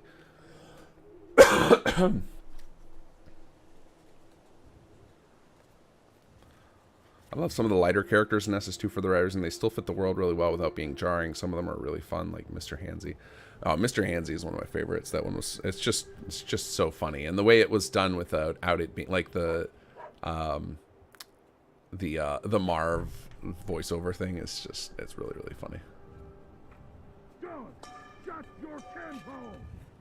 I'd rather have my shit narrated by that kitty DJ than hear your warbling through the. But yeah, the sex type stuff that gets into the game or in mods. I think, what is it? Was it in New Vegas? It was Fisto. Was that the one? Like I can't even remember the details of Fisto. I just always, you hear the name Fisto and you can't help but chuckle from having played past Fallout games. I don't remember exactly. I think, was it like you recruit that bot and sell it to one of the casinos or something like that? I still don't think they ever. They're like. I don't think they ever say, like, never say any of it out loud, right? It's always just like insinuation, and I think the insinuation makes it funnier, and it also feels more like that kind of fits in with the Fallout brand too. I don't feel like they ever, like, there's certain just phrasing and stuff they won't use. It's everything's double entendre and insinuation, even in the older Fallout games. From what I recall, that could be me with rose-colored glasses.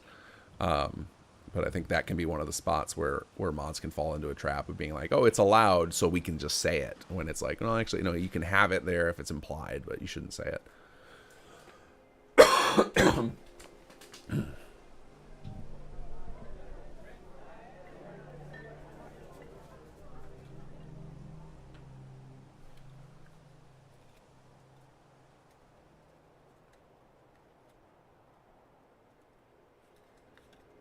Oh yeah, Tom hasn't played some settlements and didn't get the Super Mutant reference.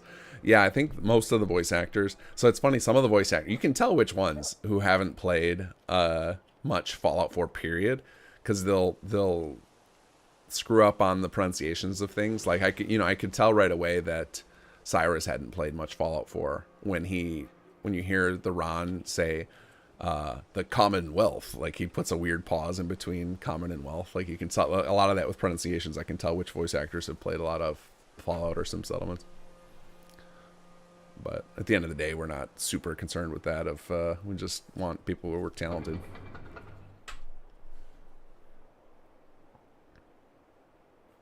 There's a free public beta of Diablo 4 starting May 12th if you like playing. I played in the last beta. It was pretty good, but I realized I just that kind of gameplay loop, just don't have a lot of time for it anymore.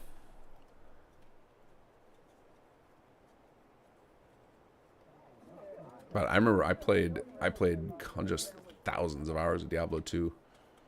So I used to like that gameplay loop. I remember I played Diablo 3 and played through the campaign once, and that was as far as I took it. And I heard a lot of people didn't like the game for various reasons, like it was, you know, the auction house disaster and stuff like that. But I always just assumed I was just kind of done with that gameplay loop of just being like, okay, that's just not advanced enough for me. And like, you know, Diablo 4 was fairly fun, but it gave me the same vibes as 3, where I was just like, yeah, this is mindlessly interesting, but I don't think I'm in this for the long term. Like that kind of gameplay now, I want to play as like a roguelike, like Hades. Like it gave me, it's like I just want to play Hades instead of that. Like that to me is a better version of that type of, even though it's a very different gameplay loop, but it's like the you know, the top-down action RPG, like that was more interesting to me because I liked the story a lot better for that than I did any of the gothic horror of Diablo. Like the story's never really done much for me with any of the Diablo games. I had, let's see, $2 per morning. I had temporary medical amnesia a while ago. Forgot a bunch of IRL stuff, also mod stuff, but I still remembered Mr. Hansy and Omar. Very different characters, but both very memorable. I'm not sure. Omar was one of the characters. I don't remember if we have. I'm like 99% certain we ended up recording more audio for OMOR. I can't remember. I gotta check. I gotta put that on my list to check with and see if anything's happening with that. We had something planned with OMOR. I don't remember if that's one of the things that got cut or if it's still happening.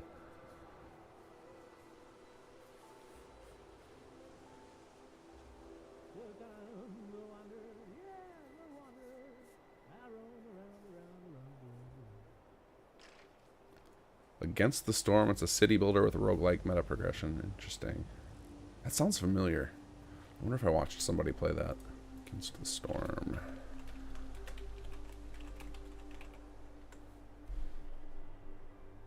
Nope, I don't recognize his visual style. Yeah, city builder with roguelike could be cool though.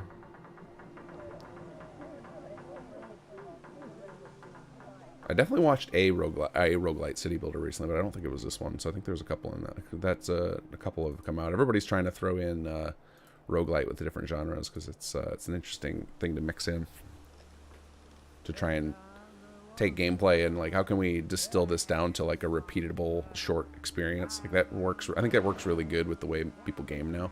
There's less you know, like come up with generations of mobile gamers where they don't have the patience for the Starfields of the world, or the Fallouts and Starfields and Bethesda games of the world, where you've got to invest hundreds of hours to get a good playthrough out of them. Roguelites are a nice counter to that. That's actually the type of game that's kind of like, I like having both. I like having like a game like Fallout 4 where I'm just like super hyper invested into it in the long term, and then you know, when I need just like a quick mental break, like being able to run through a few rounds of something like a roguelite, it's nice.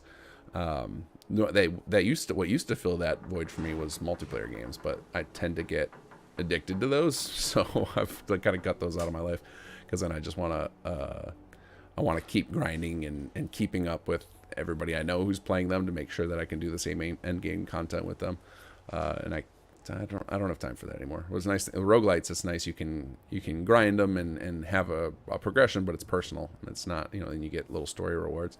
At least that's the template that Hades set that I imagine more and more roguelites will start copying because it was really, really successful.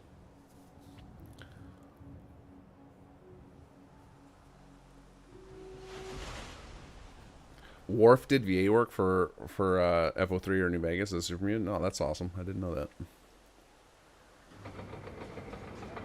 Robot wars and battle bots instead of dogfights. Yeah, that could definitely be a thing.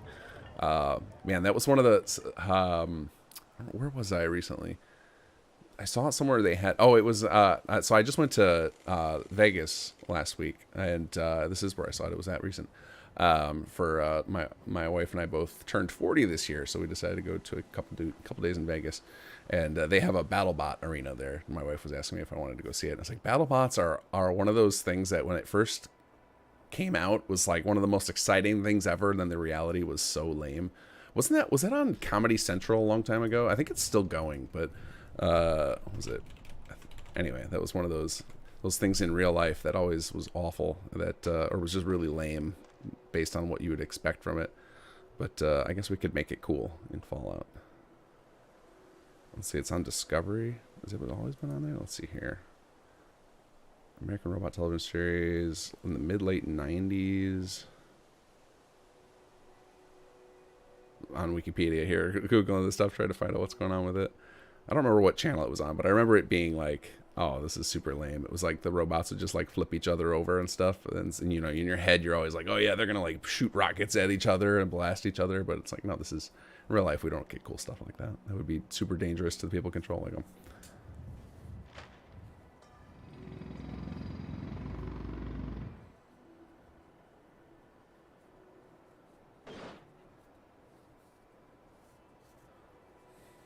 Oh man, it's after midnight. All right, guys, I think I'm going to wrap it up here. If anybody's got one more they want to throw out at me, otherwise I think I'm going to call it, since I've been kind of running on a sick day today.